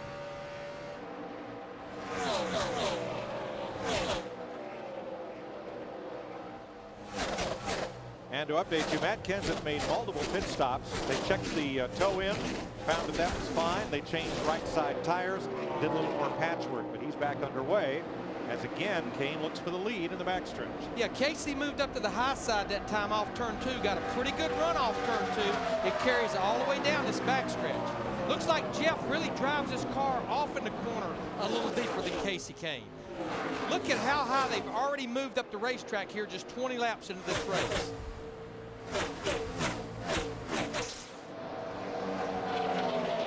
Scott Riggs trying to hold off Carl Edwards. 12th place. Martin Truex there as well. Good run for Martin Truex Jr. Had a good qualifying run. Qualified there in 11th. Dale Earnhardt Jr.'s teammate. Not surprised to see him running good. Another team that needs a good run. Tell you what, Kane gets off at turn 2 so much better than Jeff does. Now, Jeff's a little bit better in 3 and 4, seems like. See Jeff fight back on the outside. Maybe he'll give him room, maybe he won't. No, he won't. Look at the run Dale Earnhardt Jr. in the 8 car got on the high side, pulls right up to the rear bumper of the 24 car Gordon. Well, that's one thing about this. Turn 3, 1 car spins, hits the fence, hits Tony Stewart. Clint Boyer gets a piece of him. And Stewart was caught up in a gaggle of cars and making no forward progress. They were racing 3 wide all around him. And it's Tony that ends up in the fence. Now, Tony, he was one of those cars that pitted on that last caution. I wonder if he had a problem, O'Leary, because he was kind of falling back. I don't see any right side tires down. Battling Jeff Green. Jeff Green just gets into him. That going into turn 3 here is a difficult place to go in there side by side, and here comes Blaney or Boyer, and he gets a piece of him. And as he was sliding down the racetrack, a lot of other cars coming at him. Stewart has brought that car back to the garage for repair. just see right here, Tony's going down in the corner. The 66 of green's under him, and they just clip. They just touch. That's all it takes at 200 miles an hour.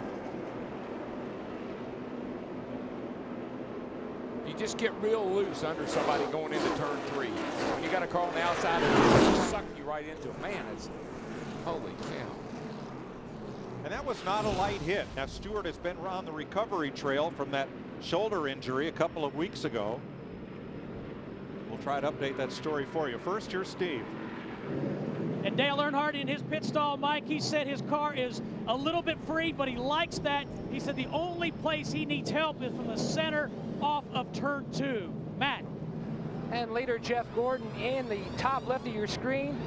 Air pressure adjustment for Gordon. The car just a little bit on the tight side. Meanwhile, Casey Kane, the very first pit stall on pit road, air pressure adjustment as well. His car was good, but needed to be a little bit better. Mike? Looks like Jeff Gordon may have, or Casey Kane, won the race off pit road. Look at Ryan Newman in that 12 car right there, gained 18th position. That tells me probably Matt Boylan made the call.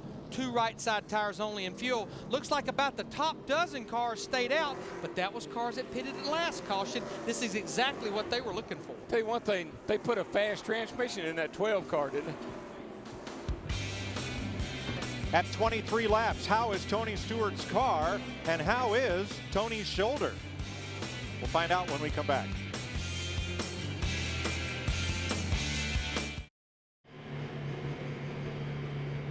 Clint Boyer's made a couple of pit stops. Tony Stewart is in the garage. We'll update that story in a moment, but first, we're ready to restart at the end of 25 laps. Kurt Busch in the 2 car running in second. He's coming on the pit road. He must feel like he's got a flat tire or something as we restart the race. To the right side, guys, right side. He should be able to get back out without losing a lap as we go green. And Kurt's younger brother, Kyle, leads Kevin Harvick, Casey Mears, and Jeremy Mayfield. Some blue wheels. Steve? Mike, they changed right side tires. Kurt said he just couldn't trust the fact of whether or not it was a flat, so to be safe, they changed the right sides. But you're right, Mike. It's going to be close, but he should be able to stay on the lead lap, so certainly Kurt would love to see a caution right now. Meanwhile, Tony Stewart has been under the front fender, wielding a sledgehammer and trying to help repair the damage to that Home Depot Chevy. On the left-hand side of your screen, you see the battle pretty much back there about in the area of 15th, 16th, 17th, like Dale Earnhardt Jr., Brian Vickers working their way back through the field. These were all cars that made a pit stop under that caution. Right with Jeff Burton, Jimmy Johnson, and Jeff Gordon just ahead. Jeff Gordon's car today gets in the corner better than anybody out there. He can fly down in the corner. Now, he looks a little tight off, and that's hurting him, but his car is good getting in.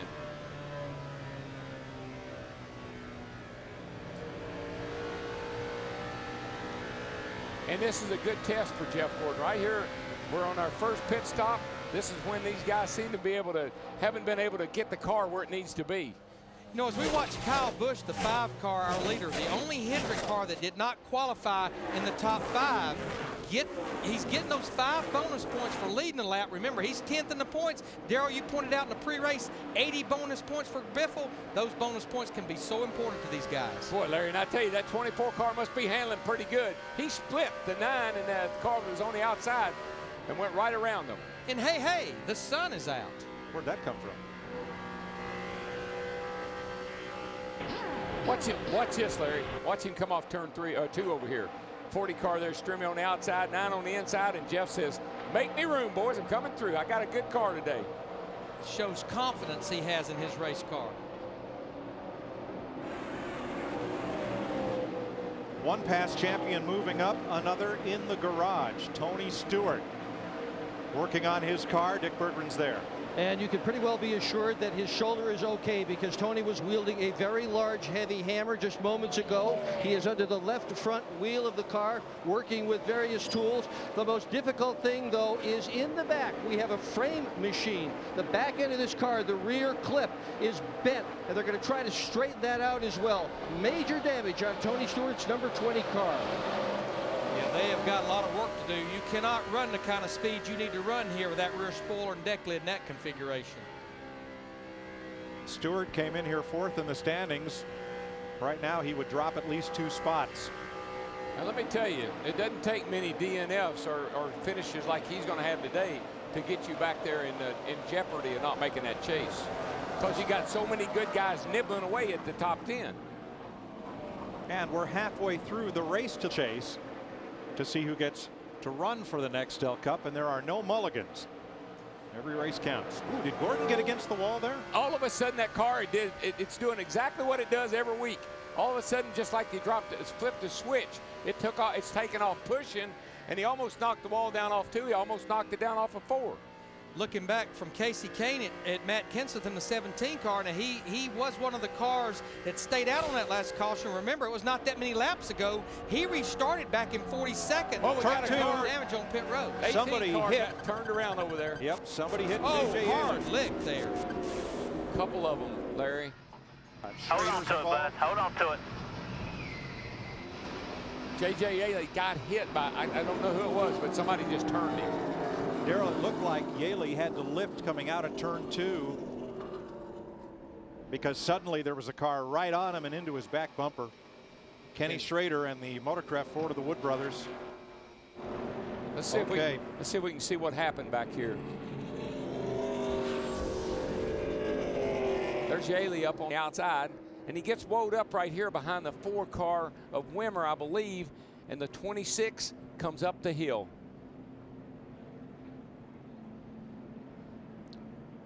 Boy, Robbie Gordon in the 7 just gets by, but Kenny Schrader in the 21 does not. Joe Nemechek in the 01. What happened here? The 4 car kind of gets in JJ's way. He has to lift, and here comes the 26 car McMurray with nowhere to go but into him, and around he goes, and these guys, they're just along for the ride. Let's ride with Kenny Schrader. This won't be any fun. This ought to hurt. Listen to this.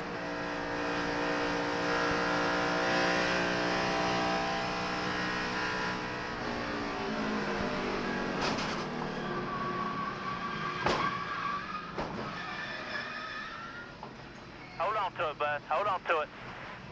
Triple header.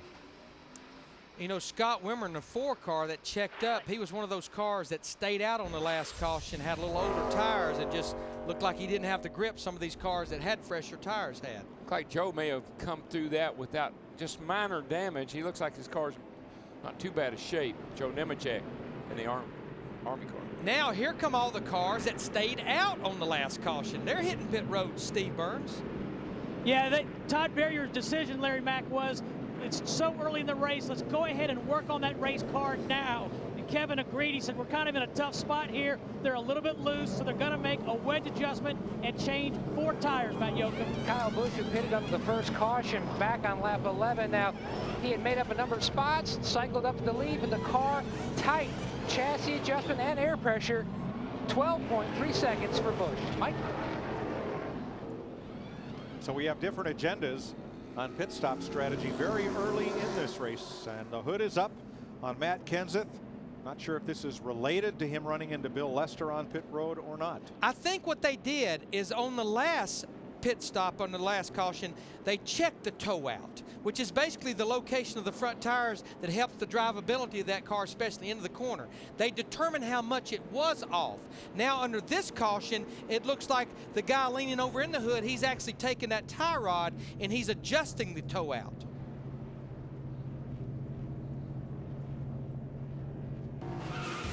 NASCAR Nextel Cup Racing on Fox, presented by AOL, is sponsored by Visa. Go on, live life, and remember that no matter what it takes, life takes Visa. Under caution, time for a Visa race break. Here's how things began after a rain delay. Gentlemen, start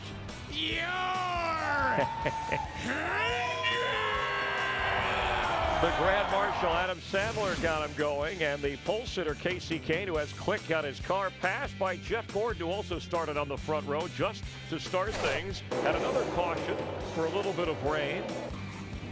Third caution, lap 23. Jeff Green of the 66 car clips Tony Stewart. Tony came in 4th in points into the garage and angry about it. Shoulder must be okay. Repairing the 20 car. Moments ago, another caution. The rookie, one of 6 rookies in this race, J.J. Yaley, 23rd spot, spun by Jamie McMurray. Also, Joe Nemechek and Ken Schrader involved. We've had 3 different lead changes, 3 leaders. Casey Kane ahead of Jeff Gordon as we stand right now, under caution, some 33 laps in.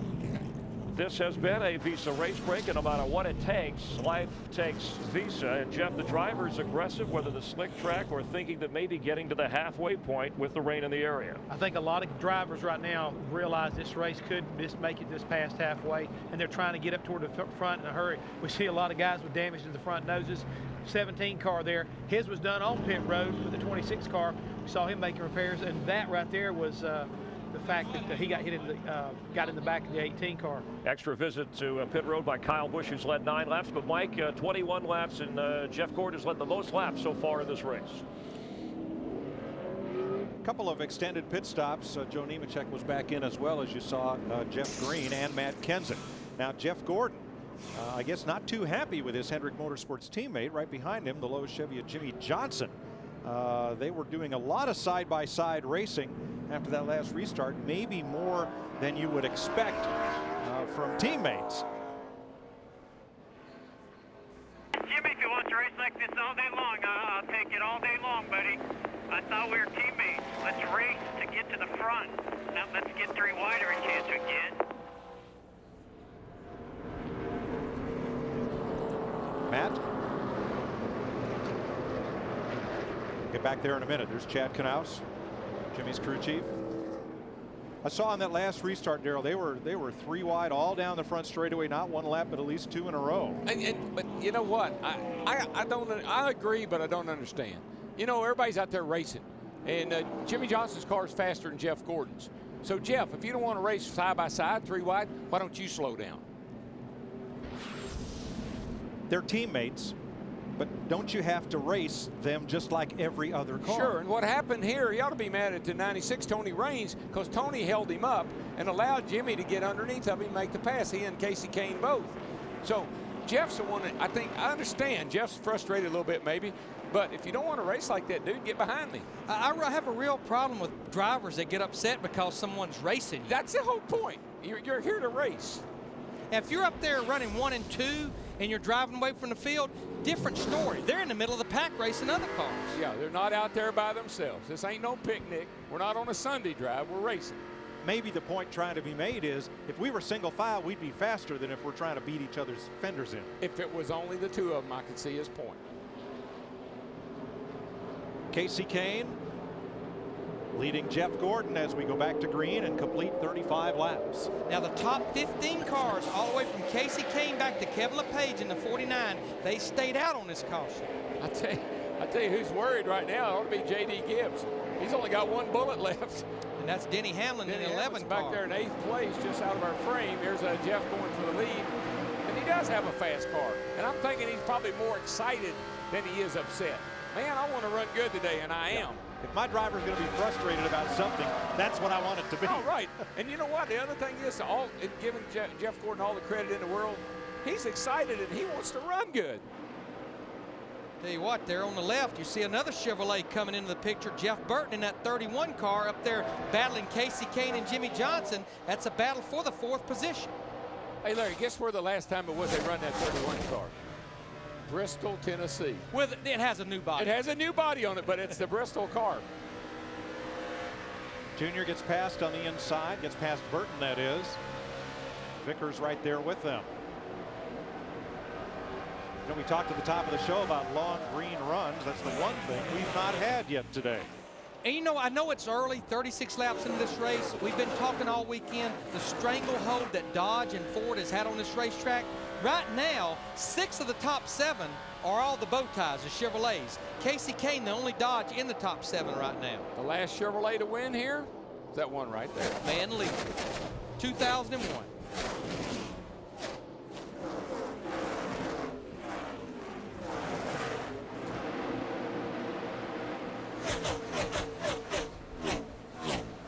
I tell you,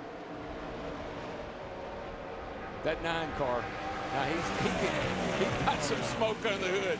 That thing goes down the straightaway about as good as anything I've ever seen. You mentioned Joe Gibbs with 2 cars in the garage. Let's find out about J.J. Yaley's. Here's Steve. Mike, J.J. Yaley's still in his race car, but there is heavy damage to the front end. They've got the portable power tools out, the Sawzall. They're trying to ripping the nose off as we speak, and there's substantial damage to the radiator. They're going to have to replace that. And J.D. Gibbs standing by looking on as the team brings in a backup radiator. Thanks, Steve. Their remaining car on track is Denny Hamlin, last week's winner, in 7th.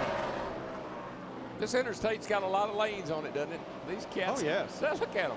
They're high, they're low, they're in the middle.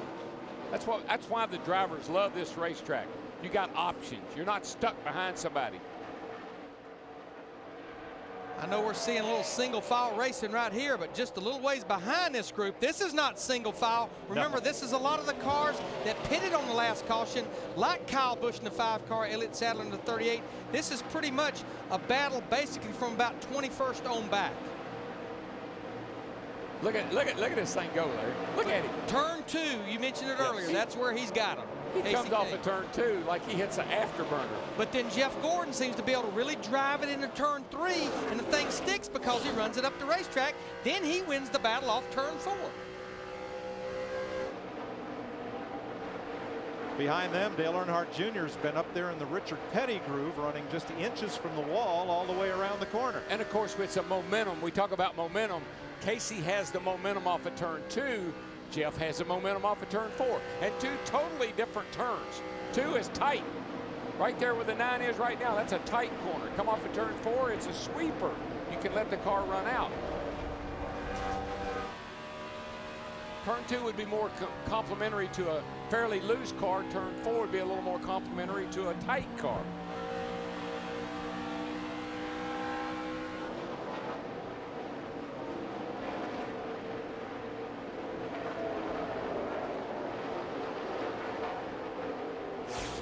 Jeff Gordon, your leader, at 41 laps from Casey Kane, Jimmy Johnson, and Dale Jr. You can't fear anyone or any track.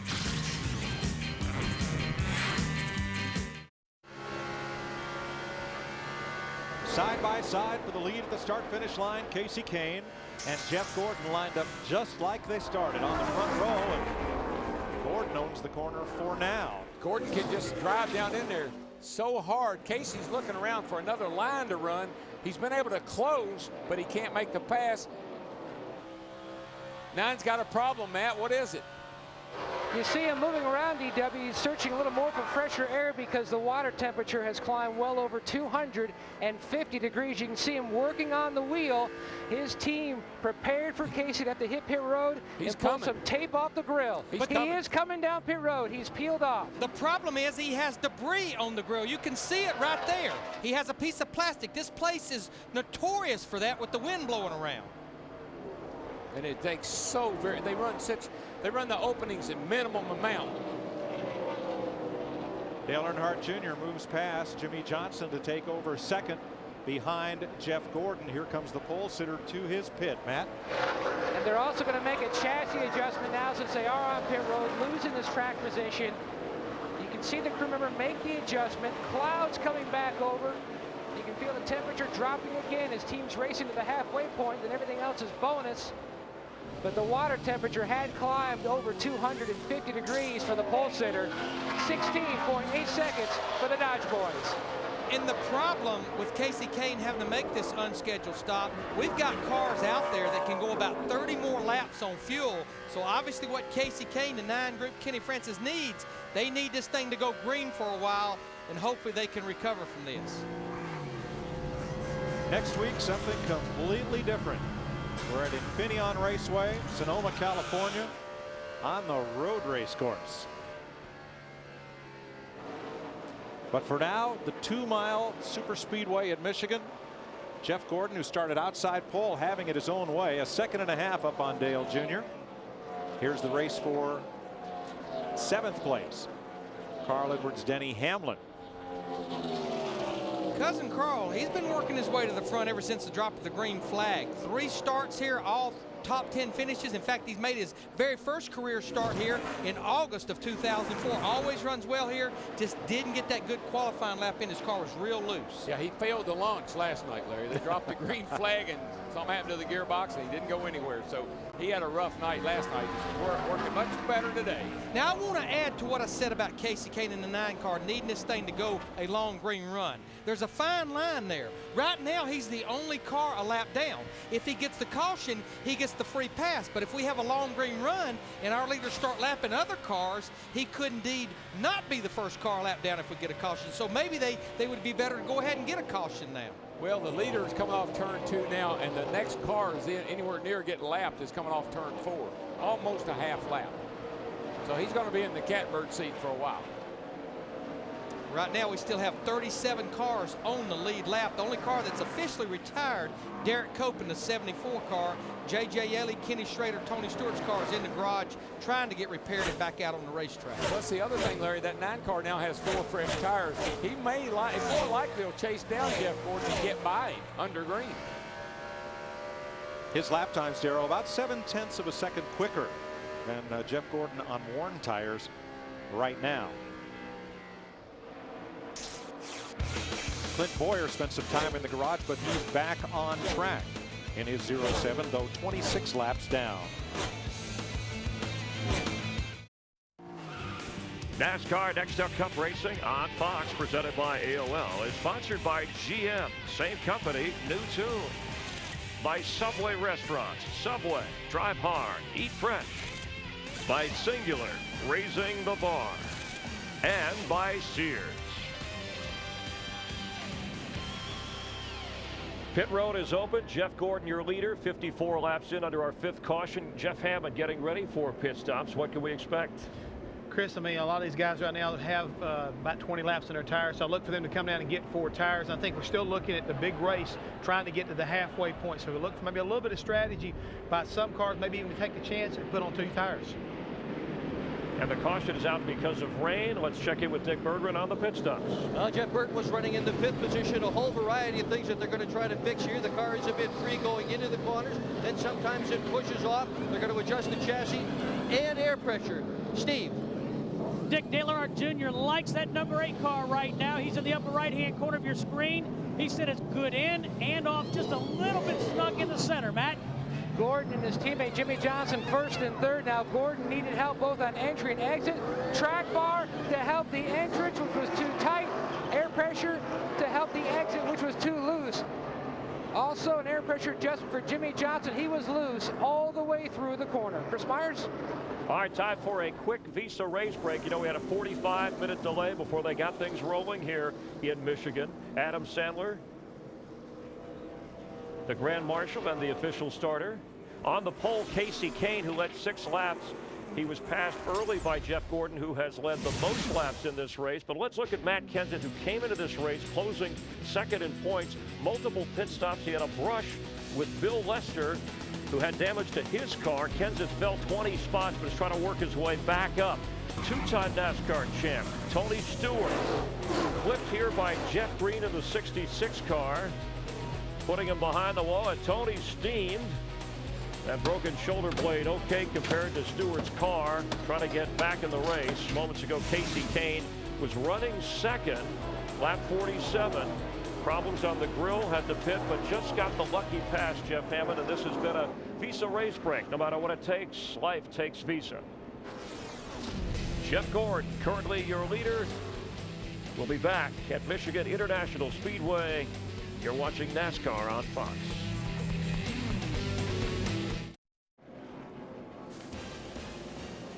Getting ready for green after pit stops, Jeff Gordon out front.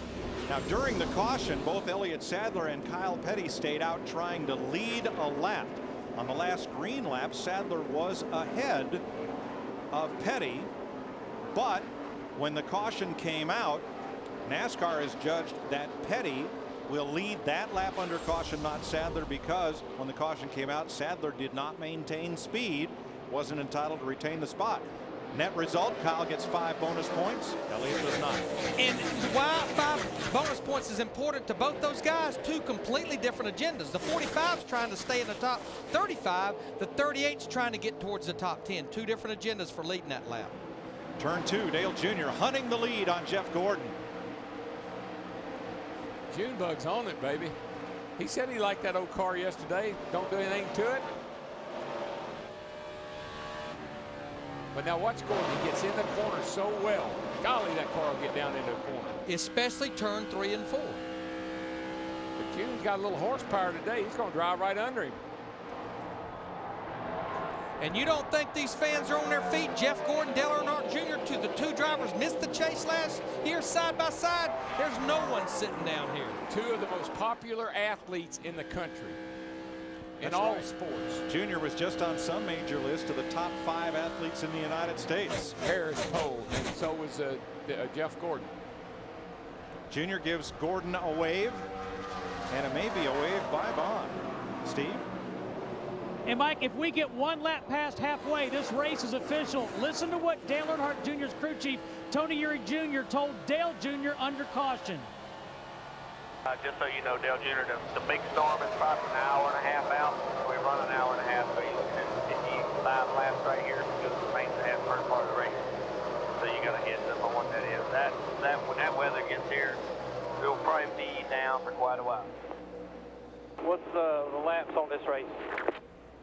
200, so we got to get to lap 100 to make it a race. But just kind of giving you a heads up for what's around the corner, what might happen. I'll let you know later on. The weather changes drastically or anything. Alrighty. And what's ironic is halfway is lap 100. That pit stop these guys just made was lap 55. They can go right to lap 100 should we not get a caution, but they have to pit on the green.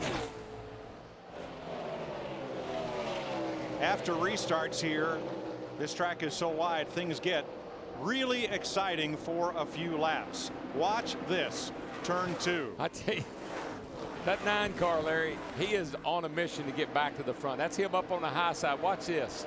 He doesn't, I mean, he's in no man's land. If somebody pushes up a little bit, he's in trouble. 4 wide, and he gasses right by him, and they all say, where'd he come from? Meanwhile, back up front, Jeff Gordon wants the lead once again. And I get the feeling, as good as his car is, if he wants it, he'll probably take it eventually. That could have been, looking at that pass and the other one, that's almost like a trade-off. I'll lead a lap. Let me lead a lap, and I'll let you back in front of me. 7th, 8th, and 9th here. Hamlin upside of Kevin Harvick in the 29. But then on the other hand, maybe not. You know what? These guys are having fun. They have not had a chance to do this a lot in the last year and a half. That's right. Jeff just sail it off in there on the high side. Well, a corner has 3 parts, and that 24 car's got 2 of them down pretty pat right now.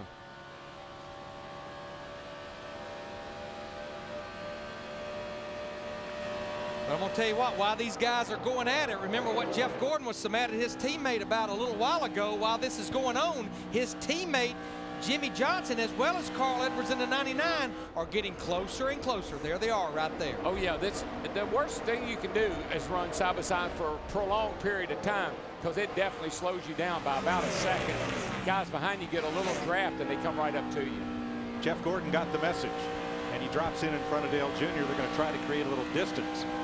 A further note on the Elliott Sadler situation. He had faked toward pit road under caution and gone to pit road and then swerved back out.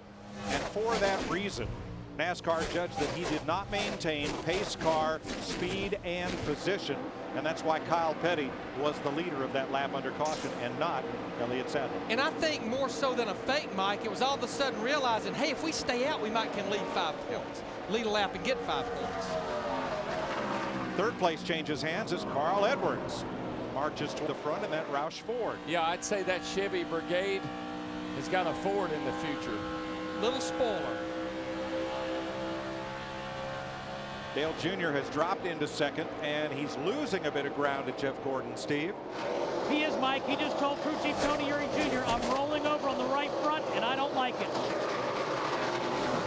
Now what he means is, and that just got that feeling that you know you're using up that right front tire, and you don't want to do that at 200 miles an hour.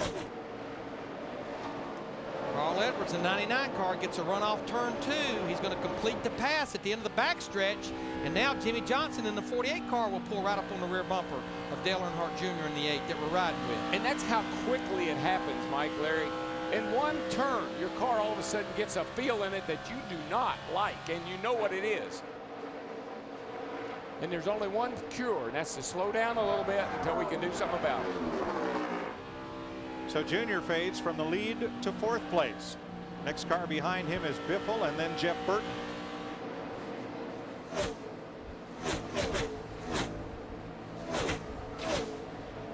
Oh, got a car around off of turn 2, guys. Turn 2. Is that Kenseth? It is. Just got sucked around over there.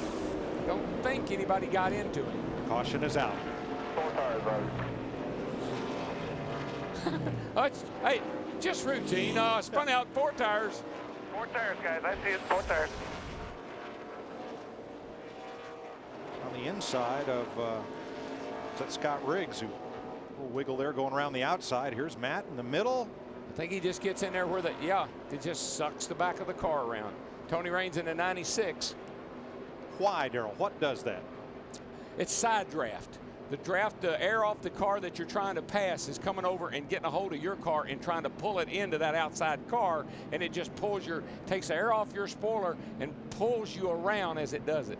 And I know, as apprehensive as we are about the car tomorrow, Darrell had a long talk with Brett Bodine this morning, who drives the pace car, who did a lot of the development work of the car tomorrow. He said that's one thing that car really has a lot of, is the side force that you don't lose because of that wing when you get beside a car like that. Today. There will be a free pass. It is Clint Boyer. He will go from being 30 laps down to only 29 as the free pass is awarded to the first lapped car in the running order. That is Boyer. But you got to admit that if you're 30 laps down, at least something good happens. Yeah, 29 looks good. I'm only 29 down now. You're seeing Steve Letarte right there. I think what Steve is doing, the crew chief for Jeff Gordon, he was almost looking down at Jimmy Johnson's crew chief, Chad Cannell, saying, what are you going to do? I think since it's been 12 laps since these guys were on pit road, you're going to see them coming as they are, but I think you'll see a lot of 2-tire stops here. Dick Berger, maybe even some fuel only. Well, they were talking about a 2-tire stop for Jeff Burton, who 4 laps ago keyed the radio and simply told his crew 3 octaves up to Steve. Dale Earnhardt Jr.'s get just right side tires. They want half a pound on the right rear. Hand signals back and forth between the 24 and 48. Case Letarte told Canals they were going to go with 4 tires. Chassis adjustment already for Gordon. They continue working on the balance of his car. Jimmy Johnson, his car was way too tight on exit. 48, close battle off pit road with his teammate Mike Joy. And I believe, Matt, 2 of the Ganassi cars may have gambled on 2 tires. Casey Mears and Reed Sorensen out there with that lead pack. And you can see it right there. Reed Sorensen, the 41 car, Casey Mears in the 42. How quick their time is, that shows they did a little less than the other teams. A lot of different strategies in play.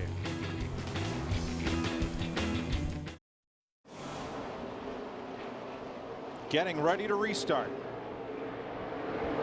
Green flag to complete 70 laps. We are 30 from halfway, which would be an official race if the rain comes. And 130 to go to the finish line. Greg Biffle out in front.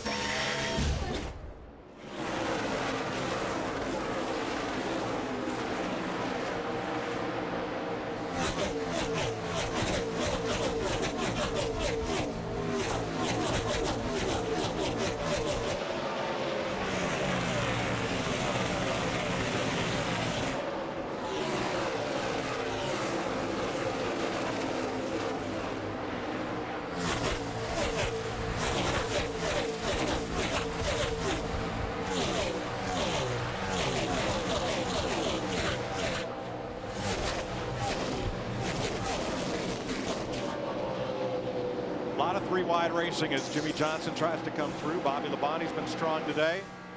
And Casey Kane, the pole sitter, on the comeback. Kevin Harvick at 12th place. One car we need to make a note of had been in the top 10 most of this race. Kyle Busch in the 5 on that last pit stop. Too fast exiting, speeding, tailing the longest line. Restarted in 37th. He has now worked his way up 5 positions to 32nd.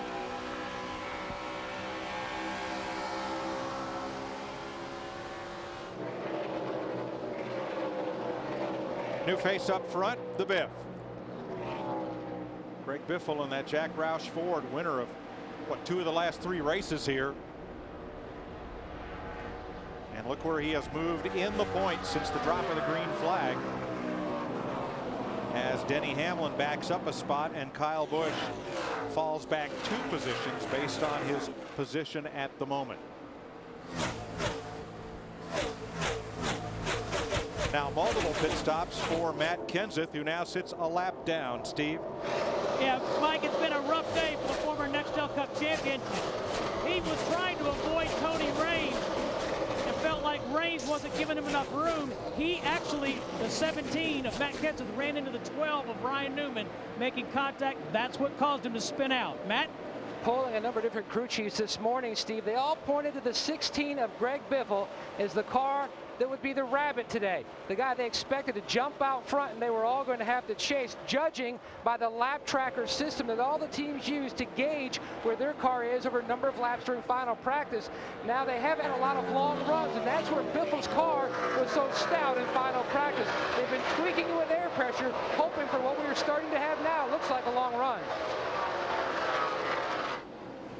Thanks, Matt. You see his crew chief, Doug Richard, there.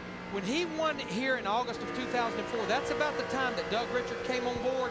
That's when this group, I think, made their statement. You know what? We're going to go up there, and we're going to be championship contenders.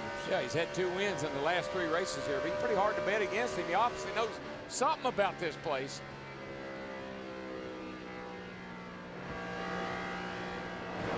Right now, Biffle holds a lead of 0.6 of a second over Dale Jr., and that lead is growing.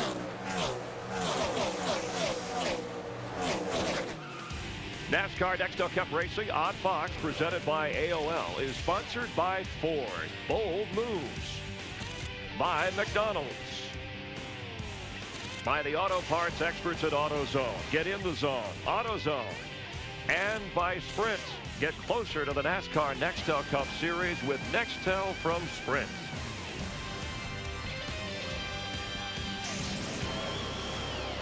.76 complete this time by, and now Junior has moved up a groove.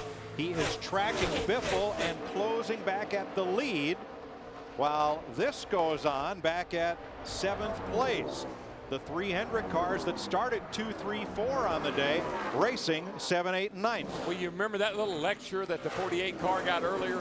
Jimmy Johnson has been riding behind Jeff Gordon lap after lap after lap, trying to make up his mind. Well, should I try to pass him, or I don't want to make him mad again?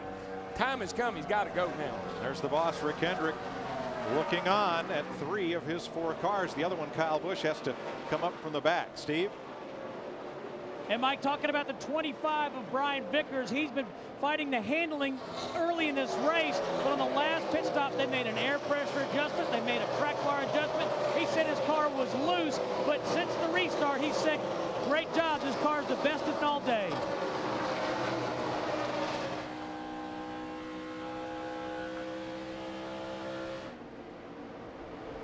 Junior is there. He went from 7 car lengths down 2 laps ago to right back up on Greg Biffle. Biffle turned the heat on, but didn't have a good entry into 3. Junior's got to run.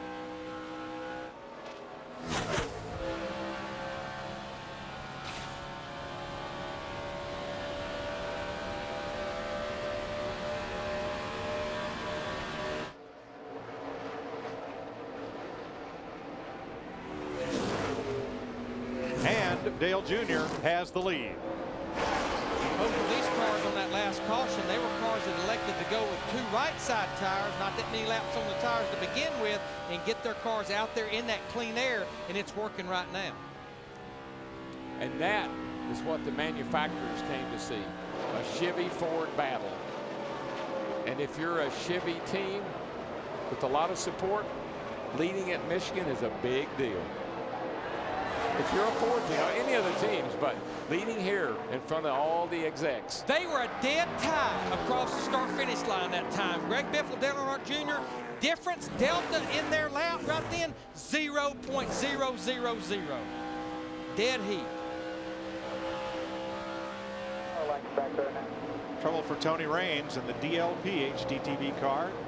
He's got a flat left rear tire, and you can see it's ripped the quarter panel off. And that brings out a caution. It's the 7th one today. There's why. And I think that was definitely a caution that Matt Kenseth in the 17 was looking for. The only car a lap down, he'll now get the free pass. He'll be back on the lead lap. That will put 38 cars on the lead lap, just 20 laps shy of halfway.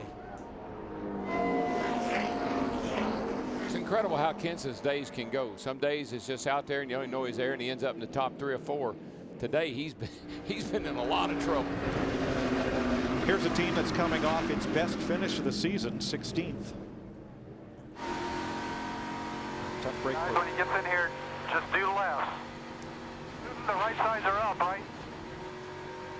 And the reason Felipe Lopez, the crew chief, is saying that right now, Tony Raines is still on the lead lap. So if they can get on the pit road, just get the left side tires changed where he can get back out there and get caught up, then they can come back and change right. But most importantly, fix that damage, especially you see on the left front. Sir, just get the left side. And he should easily be able to do this because the field's just now in turn 3. Hope they got a flat tire jack handy. Get up, guys. That's the way it's supposed to work right there. Roger. Pace car between turns 3 and 4. They'll have plenty of time. Okay, go. And Raines will stay on the lead lap and then come back in to get his right side tires. Dale Earnhardt Jr., the leader, second time he's led today for a total of 4 laps. And like the Pied Piper, he's going to bring everyone but Brian Vickers onto pit road. Dick? Well, the 31 car, Jeff Burton, has a piece of trash on the grill. That was a concern of theirs. They're going to put 4 tires on it this time. Last time they pitted, they just took 2 tires. So a bit of a different strategy. Steve. Dick Dale Earnhardt Jr. in. Last time they just took right side tires. This time, 4 tires for the Budweiser Chevy. Jr. said the car had gotten a little bit tight with just 2 tires.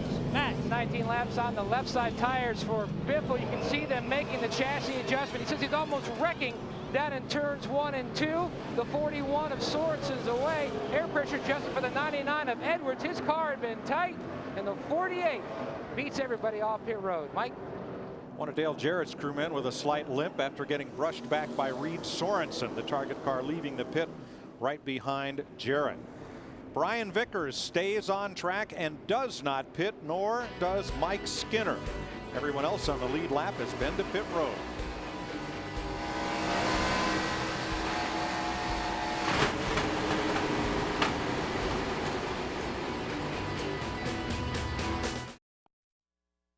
Probably one of the most memorable experiences is going fishing with my dad and my brother and camping. You know, I remember it like it was yesterday. Probably one of the things that I remember forever. Happy Father's Day, everyone. There is Greg Biffle, 3rd place right now to the 2 Hendrick cars, Brian Vickers and Jimmy Johnson.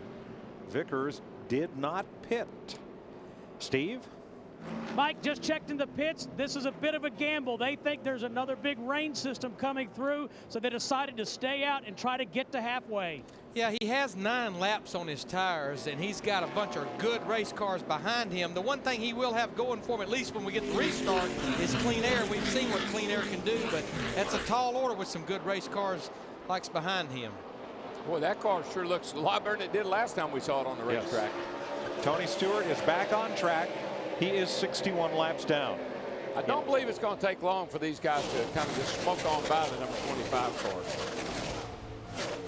If anything, the sky to the south is looking lighter, not darker. So we'll see how this plays out. We're 16 laps to halfway, 116 to the finish, as Jeff Gordon gets alongside of Casey Kane, and Johnson wants the lead from his teammate. See, the 25 is playing the weather card, but he's playing it with old tires. These guys are playing the weather card with new tires. They're going to get out there. They want to go too because they know the rain may be nearby. If Brian had had a few friends that stayed out with him, could have been a different story, but all these guys behind him, like Johnson, Biffle, and now Carl Edwards in the 99, they have a lot fresher tires than Brian Vickers. I think one of the things that's encouraging in creating some of these stay-out situations, though, is this a much harder tire than we've had here in the past. It's a little more durable. It'll do better on a long run, and it'll last a little bit longer. There you see Reed Sorensen in the 41 car, one of our rookies up there in the 7th position. But look at Casey Kane in the 9. Less than 40 laps ago, he was on pit road under green, a lap down. Here he is back in the top 10. Speaking of the Ganassi cars, right behind Jeff Gordon, you see Casey Mears in that 42 car up there in the top 10. Casey Mears will move on. Next season, he'll drive the Hendrick number 25. The car that right now leads this race from Carl Edwards. You've got to love this racetrack to only have 18 degrees of banking right from the drop of the green flag. Look at the different grooves these guys are running off the corner and down the straightaway. Biffle had to get out of the gas a little bit. He started to push. When he did, Junior went by on the outside and Jeff Burton went by on the inside. Well, that was a big 3-wide. That was a sandwich worthy of Subway right there. Burton still on the bottom and still coming. Sorensen and Gordon right behind him. And Casey Kane right behind them. That's what I talk about this track being a little aggravating. You got a fast car, but you get amongst these other cars, it's hard to pass, it's hard to get away from them. Sometimes you get held up forever. Let's get a little update on some of this mid-race strategy as during the caution we listened in to Jimmy Johnson's team. The rain is 15 miles away. You hold off till the rain comes, we win. And 4. To hold them off, he's going to have to get past Vickers and Carl Edwards, who wants the lead out of 4. And Carl Edwards in the 99, he's been so much better through the middle of the corner than Brian Vickers in the 25, so he's going to take the lead here just 12 laps shy of halfway. We talked about it at the top of the show. Key to winning this race, chasing the weather. And that's what a lot of these guys are doing right now.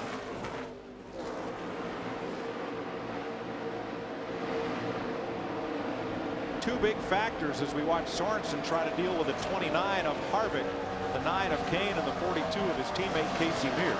One is the rain, and the other is daylight. Central Michigan is on the western end of the Eastern time zone. It is light here till about 9:45 at night. So even if the sky opens up, they won't be very quick to pull the plug. Boy, the sky opened up right there for the 9 car. He got to run on the outside, and man, he squeezed between the wall and Casey. Reed Sorensen there and shot by them both.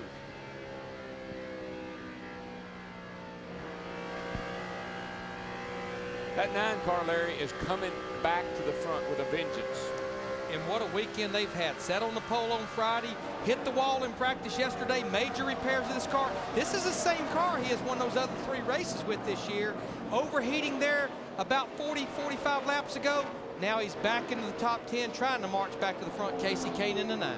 You know, thus far, his day isn't all that different from that of Denny Hamlin 1 week ago at Pocono. Hamlin led 49 of the first 50 laps, cut a tire, spun to the infield, and had a lot of ground to make up. Did, and won the race. Kane's our leading Dodge Charger in the race. Mears and Sorensen close behind. And what he's been working on, what they've been trying to help him with, he's trying to get him to where he's a little better in 3 and 4. He seems to be excellent exiting turn 2. He loses a little ground to most of these guys down here, but they look like they've really helped him because he's looking to the outside of Jeff Burton. Is he going to be able to squeeze in there? Makes it. Still out there. And that was literally the outside. There was no more asphalt up there. It was wall. He's made a couple of passes like that, kind of raised the hair up on your neck. How about it, Dick, what they say about Burton? No rear grip. No rear grip on car 31.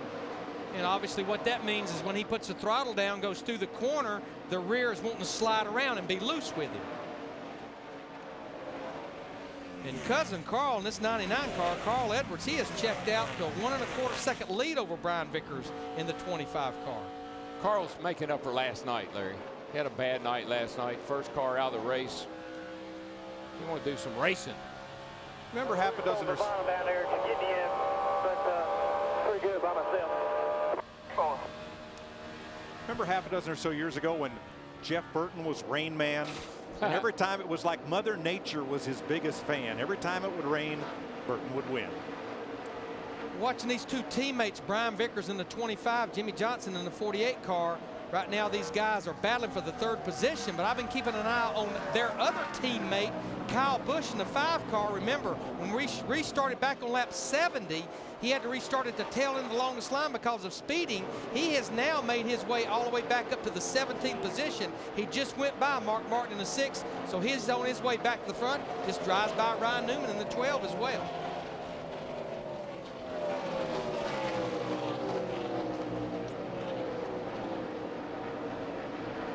Watching Kyle, he spent most of his day just like that, running right down against the yellow line at the bottom of the racetrack.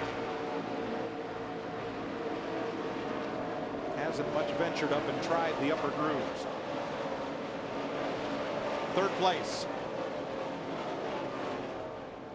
Biffle makes the pass.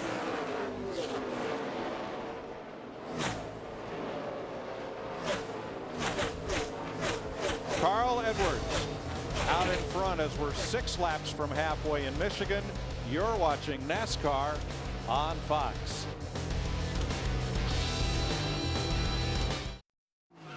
NASCAR Nextel Cup Racing on Fox, presented by AOL, is sponsored by Enterprise Rent-A-Car. We'll pick you up. By Mobile Clean 5000, the official lubricants of NASCAR. It's seriously tough oil. By DLP Picture Technology from Texas Instruments. And by Coca-Cola. Thanks for drinking.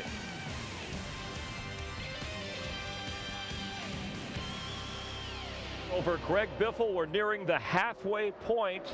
Lap 100, going 400 miles here in Michigan. NASCAR on Fox, and happy Father's Day to all the dads out there watching.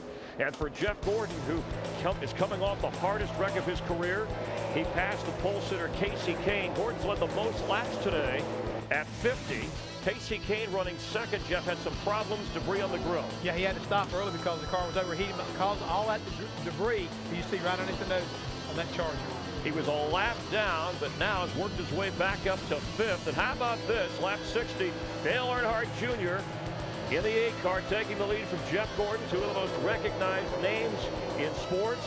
They traded 1st place for a while. Matt Kenseth, lap 67, spins out from 40th to 18th. Remember, he came in 2nd in points, has had an up and down day.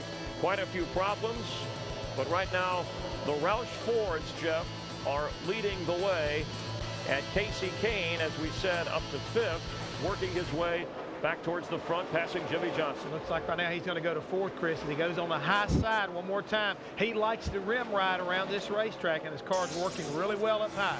Worth mentioning that Tony Stewart, way back on lap 22, clipped by Jeff Green, still out of the race. He came in 4th in points. And we've had 7 cautions. The record for this racetrack is 9. Some of that probably caused by the rain delay, the slick track, as we get a look at the aggressive driving and the way the points look to the moment. Well, to the moment, we still see Jimmy Johnson out front. Matt Kenseth still lost a little bit of ground to him, but he's still hanging there in 2nd place. But you'll notice Casey Kane is up to 3rd, and Tony Stewart is falling completely out of the top 5. He has just come back on the track, I should say, repairing his car, and we are officially halfway in this race. Let's rejoin Darrell, Larry, and Mike. That produces a sigh of relief all up and down pit road that we'll get this race in today. It's a long haul to California, out north of San Francisco to Sonoma next week. Greg Biffle, the fastest car on the racetrack. He is about 2/10 quicker than Carl Edwards. Matt? Back on lap 95, Mike, Greg Biffle keyed his mic and told his spotter Joel Edmonds, he says, school is about to be in session. He's knocked off about 1 second the distance between himself and his teammate Carl Edwards. Now Edwards' spotter Bobby Hudson is telling Carl exactly where Biffle is running and catching him on the racetrack. So Carl can try to adjust his line to Biffle.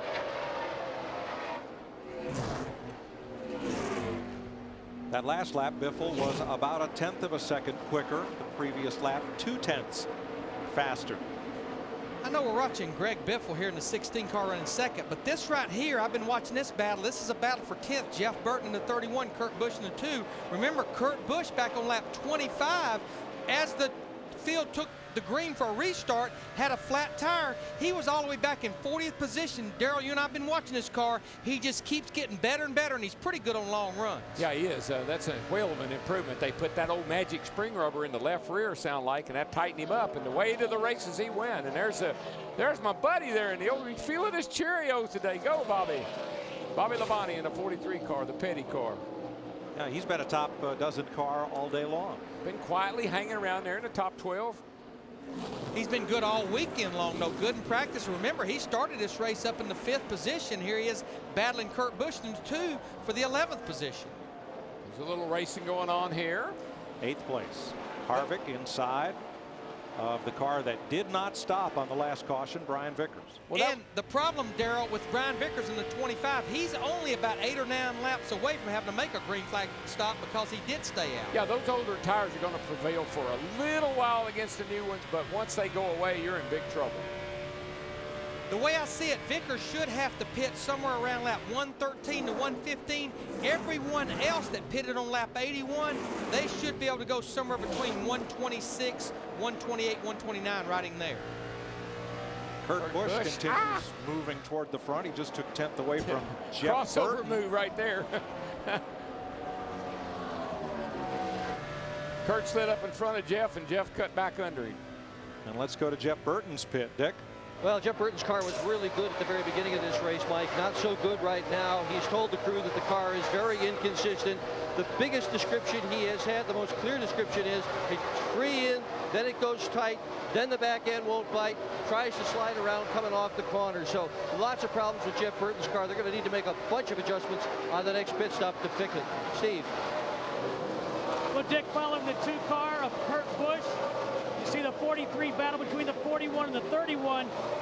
Kurt Busch's concern right now is that he's running a little bit hot. He's asked the crew to clean the grill the next time they stop. Just a little bit hot on the 2 car. And remember, that's what happened to Casey Kane in the 9 car. You heard Chris Myers just talking about it a while ago. Got paper on that grill. The wind's picking up. We're getting a report of that, and it really starts blowing a lot of debris around this racetrack, and the place it ends up is on the noses of these cars. The funny thing, Larry, is that wasn't stuck to Kane's grill because as the car rolled to a halt, all those wrappers fell off. Of course, they won't fall off at 190 miles an hour. No, not unless he can get that nose right up against the car in front of him, and then it'll take the air off the nose and it'll fall off. Carl Edwards in the 99 car, he's up here still leading this thing, and Matt, he has almost a 2.5 lead over his teammate Greg Biffle in the 16. See the raindrops, Carl. Uh-oh. Still green. Matt? And you heard his spotter and weatherman Bobby Hudson telling him, keeping him abreast of the weather, and we are starting to feel some raindrops. His car has settled in. He's trying to run the exact same line down in 1 and 2 as Biffle because they felt like that's where he was losing most of his time to the 16 of Biffle. They were even down in 3 and 4. And I'm sure as we're feeling those raindrops, the guy that's just beating his leg right now, Lance McGrew, crew chief for Brian Vickers, back there in the 9th position. Remember, he stayed out because of anticipating rain, but as we just mentioned, probably 5 to 7 laps till he'll have to make a green flag stop. You just can't take a chance. NASCAR can't. Once enough drivers start to complain, we got to have a yellow, because with all the oil and as slick as a track can be with a little water on it, you're in big trouble. What usually happens is the lead driver radios, it's raining, it's raining. The second place driver goes, no, it's fine, at least until I catch him. Well, you take a poll, and you know, they're pretty smart over there. They know the ones that they can believe and the ones they don't need to listen to. A piece of rubber debris blew up, car ran over it, and got it out of harm's way. Looked like just a piece of tape or tire. But I think about everybody in the field just about hit this piece of debris. Well, it's just a wad of rubber is what it is. You run over that stuff sometime and gets a big wad of it built up in the fender well of the car and it'll fall out. Caution is out now. Debris in turn 4 and in turn 1. And Kyle Petty left rear tire down. That's part of that debris. Come down to the road if you have to. We'll do left sides only if you do. And the sigh of relief is from Lance McGrew and Brian Vickers, about 5 laps away from having to make a green flag pit stop.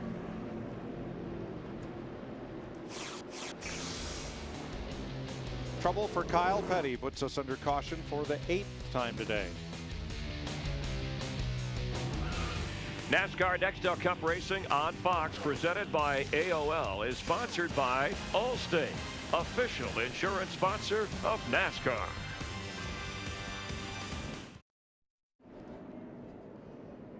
Here's a look at pit stops just concluded under this caution flag, the 8th one of the day. Kyle Petty still has not been.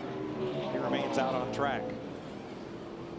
Edwards, Earnhardt Jr., Biffle, and Kane.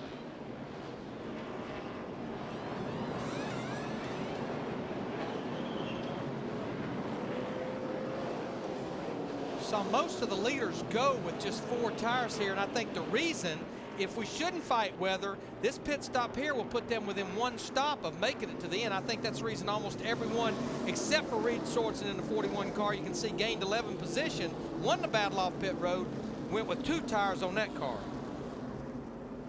Let's update those pit stops, beginning with Matt.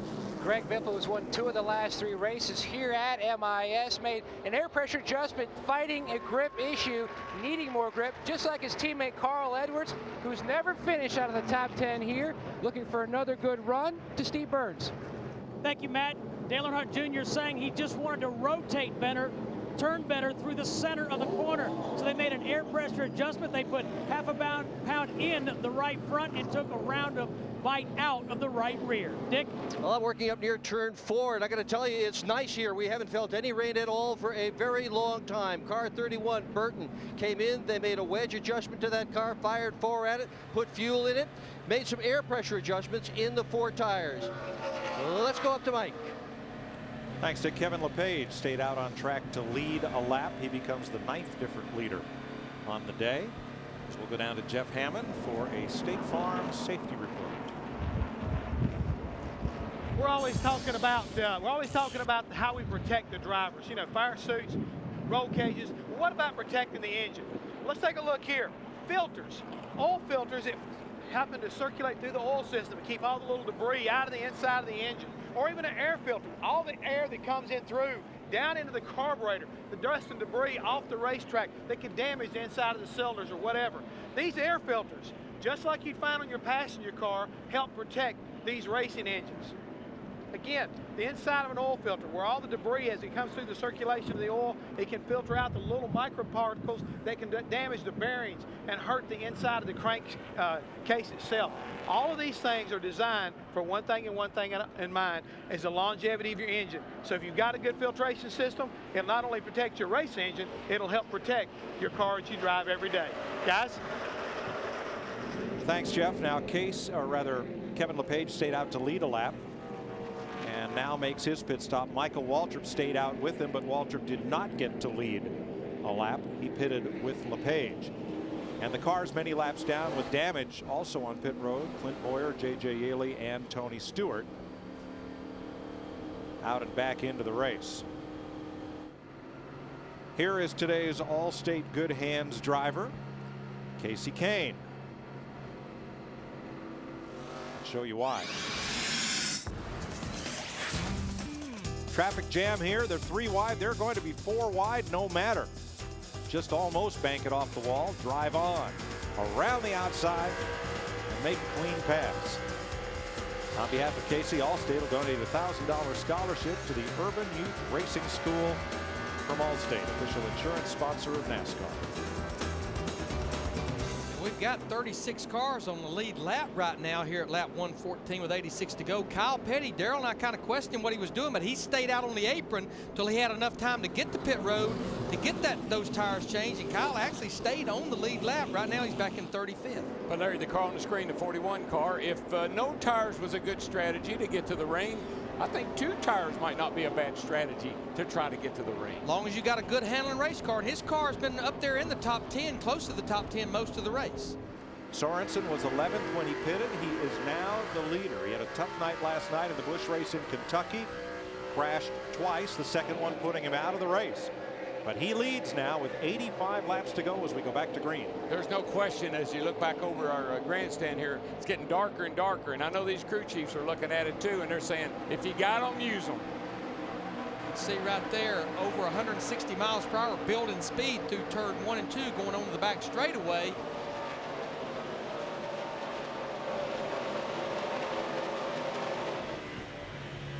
Riding with Kevin Harvick here in the 29 car right now, battling Jeff Gordon and Kurt Busch. He's in the 9th position right now. Outside corner. He's been pretty solid all day long.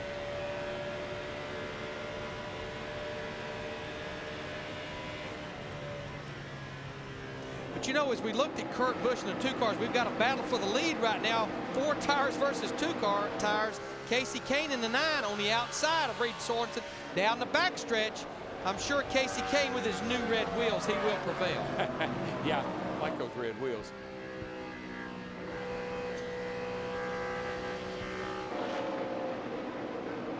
And just as last week, Denny Hamlin had problems and had to fight his way back to the front.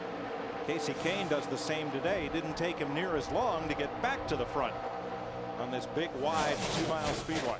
Just to update the fans that may have just joined us, remember Casey Kane, the 9 car, started on the pole, had a practice crash yesterday, major repairs to that car. On lap 47, had to make an unscheduled green flag stop for overheating, and here at lap 117, he has taken the lead back after all of that. I'll tell you what, once he gets that bad boy out front, Kane in the 9, Carl Edwards and Greg Biffle better step it up a notch, because he is going to be on the move. Greg Biffle in the 16 car drives to the outside of Dale Earnhardt Jr. in the 8, trying to follow Reed Sorensen in the 41 car.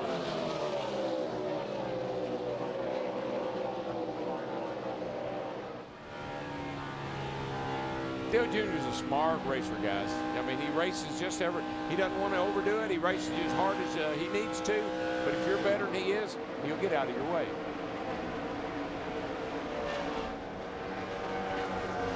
Seen him give that hand out the left side window a couple of times today down the back straightaway, and I think he's just basically telling that driver, you know, thanks for racing me smart here. I'm faster than you, and you told me where to go by you. Thank you. Hand signals, people just don't realize how we just wave and give each other so many hand signals, and there's Biffle and Dale Jr. all the way down on the apron, which is perfectly legal here. There are no out of bounds. A lot of guys swoop down there late in the race trying to break the draft or the concentration of the guy behind them.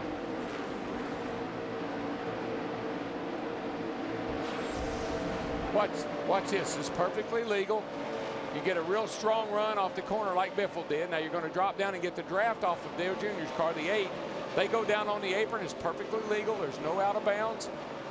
Shorter route. I mean, you run down the hill to get to the apron, and then you come back up in front of the car you're trying to pass. 2 weeks when we're in Daytona, Pepsi 400 will be illegal, but as you said, no out of bounds here.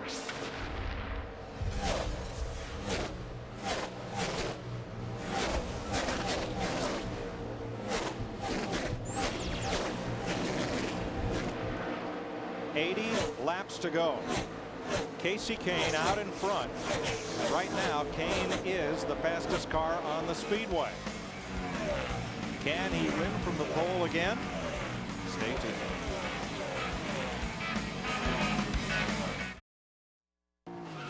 NASCAR Nextel Cup Racing on Fox, presented by AOL, is sponsored by Enterprise Rent-A-Car. We'll pick you up. By Mobile Clean 5000, the official lubricants of NASCAR. It's seriously tough oil. By DLP Picture Technology from Texas Instruments. And by Coca-Cola. Thanks for drinking.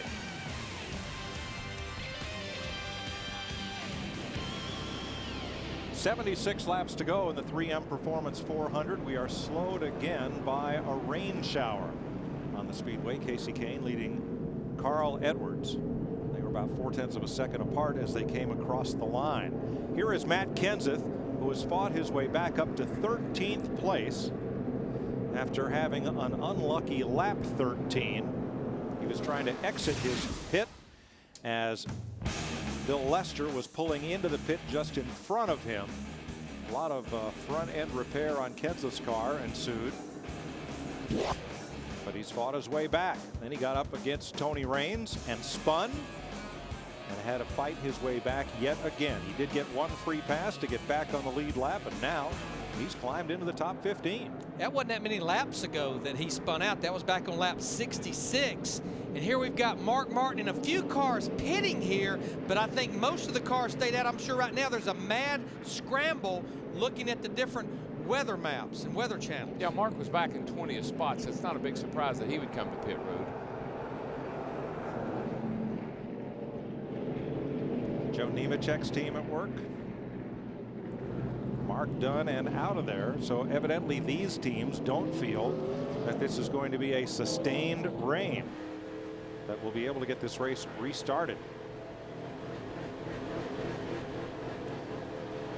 Be some good stuff if we do, because that's pretty smart to come in right now and get those tires. Of course, this pit stop here, should we go back to green flag racing, and I think we will, this still will not get you to the end. So I think that's a lot what the guys up front were thinking. We got a little bit of flirting with rain. We can't make it to the end if we pit here, so let's just stay out. Trouble on the 19 here. This has been going on about every caution. They've had the hood up on the winner from the August race here last year, Jeremy Mayfield, the 19. So they've been making repairs on this car almost every time the caution has been out. Dick Berggren?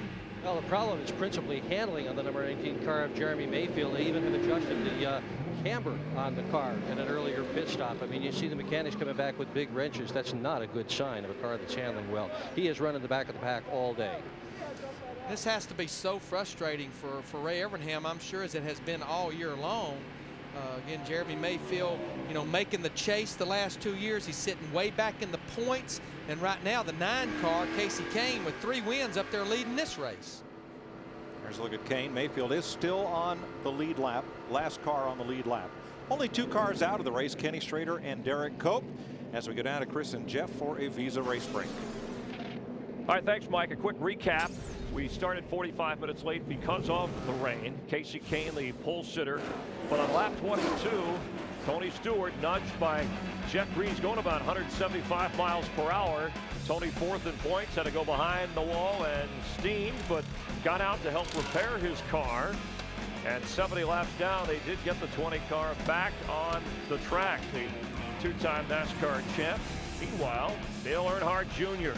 Jeff Gordon led 50 of the first 100 laps of this race, but Jr., who's led just 3, taking the lead here, leading 3 laps on Father's Day. We've had 10 leaders, 17 lead changes, including Casey Kane, who at one point was a lap down because of the debris on the grill, but has worked his way back up to lead this race. He is ahead of Carl Edwards with 74 laps to go, and this has been a Visa race break no matter what it takes. Remember, Jeff, that life takes a Visa. And this track takes another caution. We have our 9th caution flag that actually ties the record for Michigan. Of course, 3 of those have had to do with rain at different times in the race. So that's the question now. We've heard some of the crew chiefs talk about guessing when the rain is coming or more rain with storm clouds. What's the thinking at this stage of the race? Right now, I think everybody's thinking track position. And unless you've got a real ill-handling race car, we saw a couple of cars come down pit road. They knew they needed to work on it to kind of move up through the ranks. The guys who are up front, you can believe one thing, they'll be staying up front and really watching this radar to make sure that they don't come down pit road inadvertently and give up a win. Jimmy Johnson, who came in as the points leader, although that lead shrinking. Kenseth was making it a close race. Mike documented some of Matt Kenseth's problems earlier. And the one thing I want you to notice right now, looking at Tony Uri Jr., they're talking, they're looking. I mean, all these crew chiefs right now are trying to get as much information. Where's the rain at? How far is it? How much rain are we going to have? Are we going to go back green? If we do, is there any more rain coming in behind that? That will help determine what you're going to do to your car and how hard your driver is going to run here. I mean, it's going to start putting a lot of pressure on a lot of these teams, but we are past halfway. If the rain hits here and stays, it'll be an official race.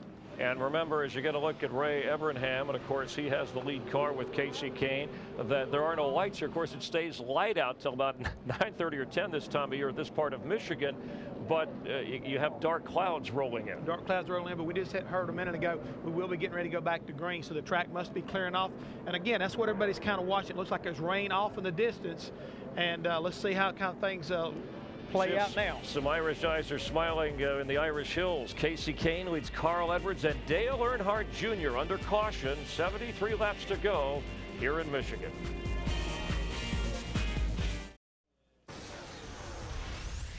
At the races, you can take advantage of Nextel Fan View.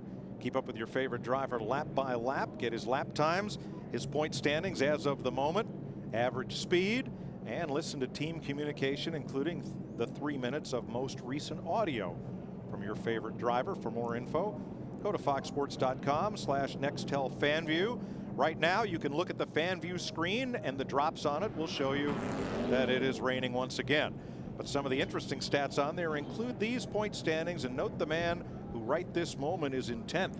Greg Biffle would move up 2 spots in the standings, displacing Kyle Busch from the Nextel Cup top 10. So that thing got radar on it? Maybe they could look on there and see where the rain is. No, it works kind of like on the weather rock theory, Daryl. But here's the fight right here, and this is position 10 through 15, and I think right here, this is where the real fight's going to be, right in here. I think that's where the fight's going to be, all the way up to the checkered flag at Richmond in 12 races. And Denny Hamlin right this moment is only 20 points ahead of Biffle, and Harvick 40 points ahead of Biffle. So 8th through 15th is all pretty much in doubt as we look forward to Richmond.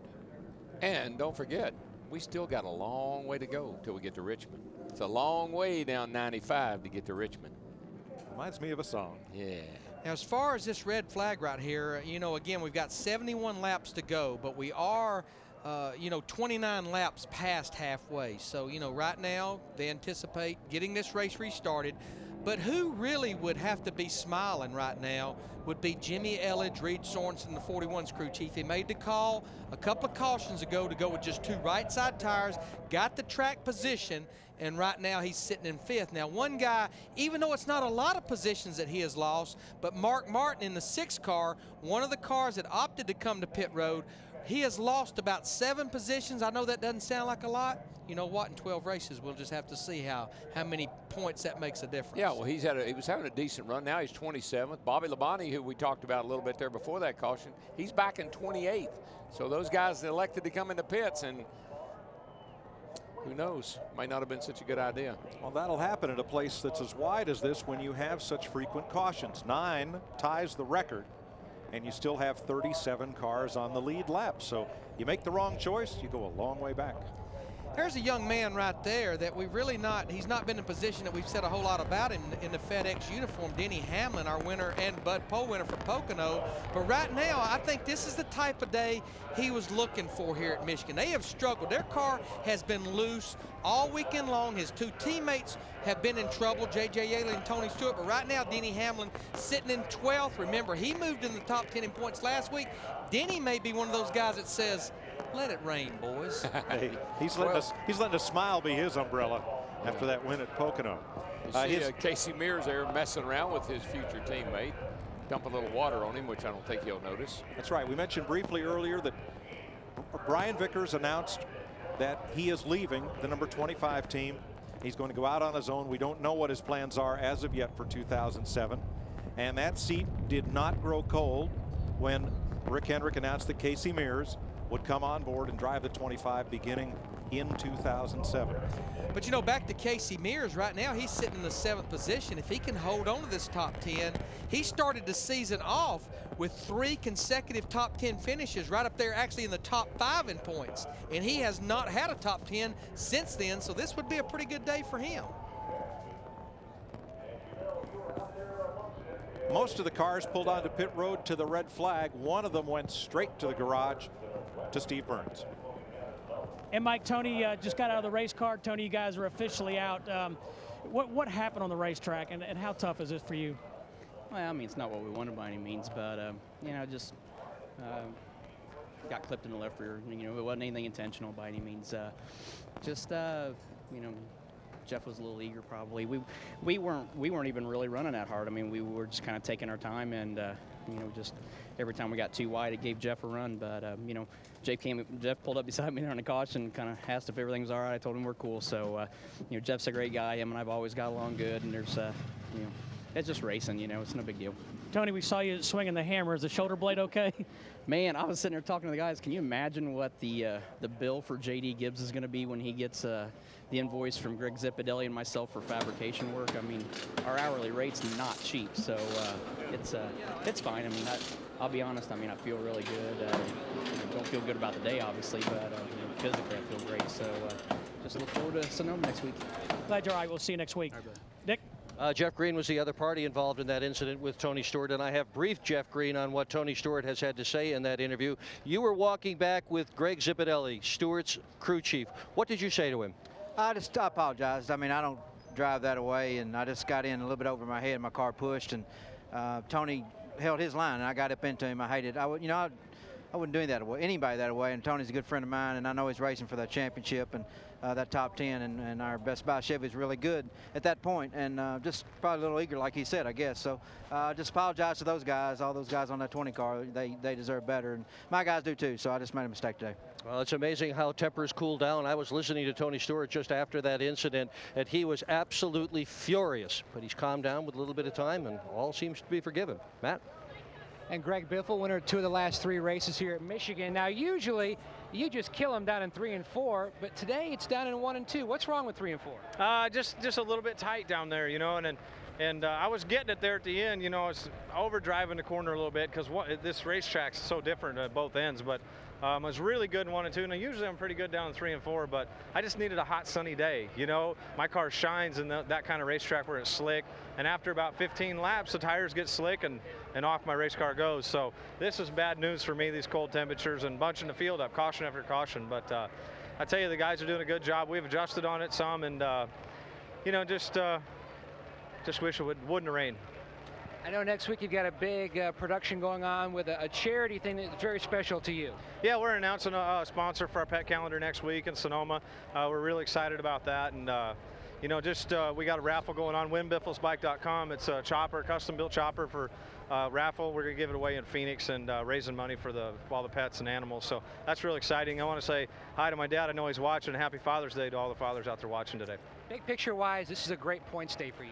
Yeah, it really is. I was asking where the 5 and 11 were there when it was raining like this, because it's going to take a while to drive this racetrack. Unfortunately, I think I have a car I can win with here, and it just breaks my heart that it's going to rain. If it had stayed green for 2 tire runs, green flag cycle, I think I could have had a pretty good lead. Now, he started the day 27 markers out of the top 10 in the championship standings. If the race does not restart, he will leave here unofficially in the top 10, Mike. Now, we know that one thing, and Greg Biffle and his crew chief Doug Richard is known for, besides running up front at Nextel Cup races, is Subway commercials. They just shot a new commercial. Greg threw 34 Subway sandwiches in Doug Richard's face before they got the shot they wanted. You don't think Doug Richard is a good sport? Larry, that's why those crew chiefs get the big money. I know somebody that Hammond and I could do that. I mean, did you see the deal we did with the pie? Would he take 34 pies, though? Would he be that good of a sport? It takes him about that long to catch on. That you're throwing pies. You might be throwing a pie in. Hey, you know why Tony's not upset? Think about where we're going next week and who is the defending champion. Little road racing with Tony Stewart as the defending champion. You got that right, and I love that. Did you see that Happy Father's Day on a little crumbled up quarter panel? Glad they got a sense of humor about it.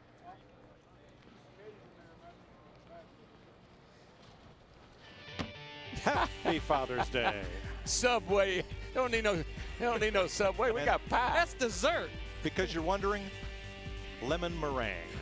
But it was so good, guys. In Brooklyn Hills.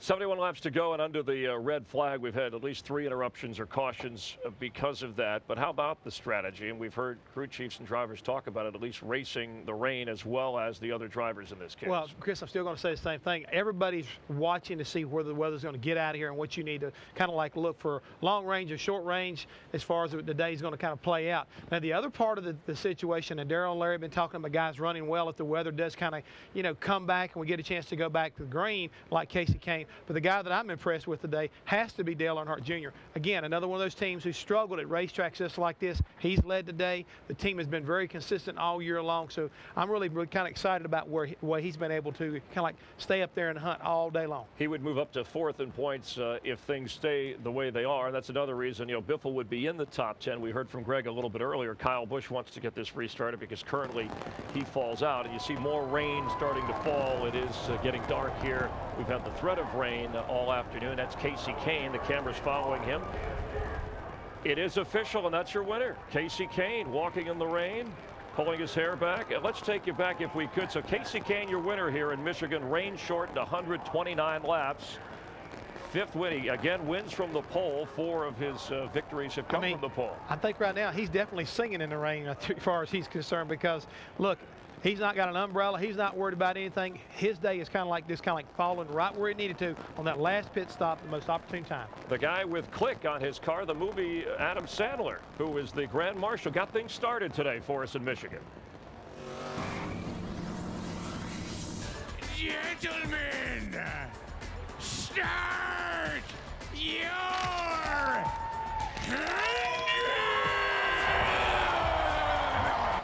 At Click with the cars, Adam, your Grand Marshal. After a 45-minute delay to the start of the race because of rain, things a little slick for Robbie Gordon. Spins out to bring out the first caution. Problem in the pits all day for a number of drivers. Matt Kenseth, who came in second in points. Multiple pit stops. He had a little brush with Bill Lester, who was in this race. Lester's car suffering some damage. Kenseth later worked himself back up into the top 15, but more problems with him in a moment. Lap 22, Tony Stewart, who came in 4th in points. Incidental, causing accidental results. Jeff Green, Tony Steen behind the garage, sat out for 70 laps, helped out to get back in. Set a union violation, but officially out of the race just as the rain came and the red flag came out. Meanwhile, Gibbs Racing struggling with one of 6 rookies in the race. That's J.J. Yaley with a rough hit. 4 drivers involved in this mishap. And Kenseth trying to maintain his comeback, spinning out, falling further back. Kenseth would work his way back up to 13th when this race was called.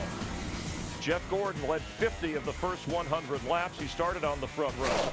But there was a brief moment in the retro car. Dale Earnhardt Jr. on Father's Day taking the lead, led 3 laps on this day, and as Jeff pointed out, hung in there, currently running 3rd. But off pit road moments ago, taking 2 tires, Casey Kane in the Evernham Dodge edges his way back out, and ahead of Carl Edwards and Dale Earnhardt Jr. wins the rain-shortened race here in Michigan. If you don't believe that sometimes the races are won or lost off pit road, you take a look at that replay and you get a pretty good idea. As good a job as Casey did, his crew came through when it counted. Let's check in for some thoughts from Darrell, Larry, and Mike. Casey Kane is only the 2nd driver to win at Michigan from the pole in the last 21 races here. Jeff Gordon won this race 5 years ago from the pole, and this becomes the 3rd rain-shortened race here. August of '69 and June of '74 are the only prior races to fall victim to rain. Tell you one thing, I'd sleep with that race car. That's its 4th win. If I was Casey Kane, I wouldn't let that thing out of my sight. But Darryl, you've been talking about it all day long, even in the pre-race. I think the big smiles, besides from this 9 group, will come from the 8 group. Dale Earnhardt Jr. in that group finished 3rd, led this race, and we watched him a while ago, Jeff Gordon in the 24 car. Now we're headed to a road course. Now we're headed to Daytona, and that 24 group pretty solid. But congratulations to Reed Sorensen, Jimmy Elledge in the 41 car. You see it right there, finished 5th. His first career top 5 Nextel Cup finish, and who would have believed strategy played a little part in it. Well, his teammates not far behind right there in 7th, Casey Mears as well. So good day for Ganassi, and they needed that because they really struggled at times. So Casey Kane will go to victory lane. His 4th win of 2006, leading the league, and his 5th career win in 87 starts. It's the 4th time he has won from the pole. And let's head down to, I guess, what is a victory fountain in the garage area, and our Steve Burns. Steve? Yeah, it's a makeshift winner's circle, Chris Myers. Casey Kane, what a great recovery by you and your race team, getting up into the wall and happy hour yesterday. What does it feel like to win here in Michigan? It's pretty crazy, really, to win in the rain, you know, be in the right spot there at the end. But we did have the best car. You know, there was a lot of good cars, but we fought our way back to the front. The guys rebuilt my car from yesterday, and just pretty cool to get our Dodge Steelers UAW Dodge Charger back in victory lane. Casey, you said you had the best car. Pretty confident if we had gone 200 laps, you would have been there at the end? Well, and I know we would have challenged for it. You know, I know Carl, Greg, the Hendrick cars were good. There's a few of them that were really good, and we were one of them at that point in time. So we would have challenged for it, but either way, we won, and happy Father's Day. My dad's here. First time he's been here for a Nextel Cup win for me, and all the fathers out there. Just a great weekend, and just proud, man. I'm excited. I can't believe we won in the rain. Congratulations on your 4th win of 2006. We go to Dick Berggren. With Junior, 3rd place. Have you ever had a stranger 3rd place finish than today? Yeah, I'm sure I have. This ain't really all that strange. We had a great car, and on that run right there, we weren't good enough to win, but we had a car earlier in the race that was good enough to win. I asked them to tighten it up, and they tightened it up a little bit too much. So, but it is late, and we got a lot of things to get done, get home, get to doing. But so we'll take a 3rd place. Real happy. I've never really had a good car here, that good anyway. So we're really excited about coming back here in a month or so. Well, we're excited about seeing you at Sonoma next weekend. Thank you. Congratulations, Matt. A great big picture day for Carl Edwards, but it's always a gamble when you're battling the rain. Yeah, big pictures. I always tell people I want a big picture of Victory Lane. You know, that's what I'd like. But first of all, happy Father's Day to my dad and all the other fathers out there. Had a great race, man. Our office depot Ford was really good, and my pit crew. I mean, coming back from the debacle there at Pocono to have great pit stops, and I guess Casey beat us out by about a foot, and congratulations to him. They did a great job. And I know you and a number of other people were commenting about how close that battle was off pit road. Yeah, I know. Well, when I started to realize how pivotal that was going to be, and as far as the outcome of the race, I said I'd really like to see that tape, and they showed it, and he definitely beat us. And you know, it's a good point, Dave. But man, I want to get that first win for Wally and all the guys, and heck, but it was still a blast. I had a good time. Carl Edwards, 2nd here at Michigan, and he's never finished out of the top 10 at MIS. These are the unofficial race results, though. Casey Kane, your winner. Jeff Gordon winding up 8th. For Reed Sorensen, best career finish. Greg Biffle up there, 6th straight top 10. We take a look right there also. Casey Mears right there, a strong run by him. And even Jeff Gordon, like I say, he was on his way back up through the field, but he had a little bit of a problem. Another strong run by Jeff Burton. And there you look and see Denny Hamlin, who won last week, up in 12th. Brian Vickers ending up 17th. Dale Jarrett 20th. Couple of drivers who will be changing positions for next year, at least to driving teams. Jamie McMurray back a little bit. Bobby Labonte had a good run. Yeah, Bobby had things going his way, but then right there toward the end, he, like Mark Martin, I think, came down pit road, gave up some track position, and then the rains kind of got them in trouble. Bill Lester winding up 32nd, an improvement over where he finished in Atlanta when he wound up 38th. J.J. Yaley, part of the mishap of Gibbs Racing, or the unfortunate day. And as we round it out, Tony Stewart, 3rd finish of 40th or worse this season, having problems since lap 22. The rain continues to fall, but Casey Kane will leave here a winner in Michigan. Don't leave us. We have a lot more to cover. Nice to have you with us for NASCAR on Fox. Come on, baby, light my tires. Come on, baby, light my tires. Try to set the tires on fire. Yeah, baby. In honor of Casey Kane, I know it's too wet and he can't do the burnout. In honor of Casey, I dedicate that to him. Burnout to rain out. Yeah, that's the only burnout you're going to see today. Is this speedway is soaked. It is really pouring down hard. But Carl Edwards, 4 trips here, 4 top 10s. Casey Kane, we're coming back here again in August. He's going to look forward to that. Dale Earnhardt Jr., his first top 5 here in 14 starts. So a lot of good days for folks trying to move up. How about Greg Biffle? He's made it into the top 10, and it's been a long climb. Well, it has, and it just shows, I mean, you never can give up.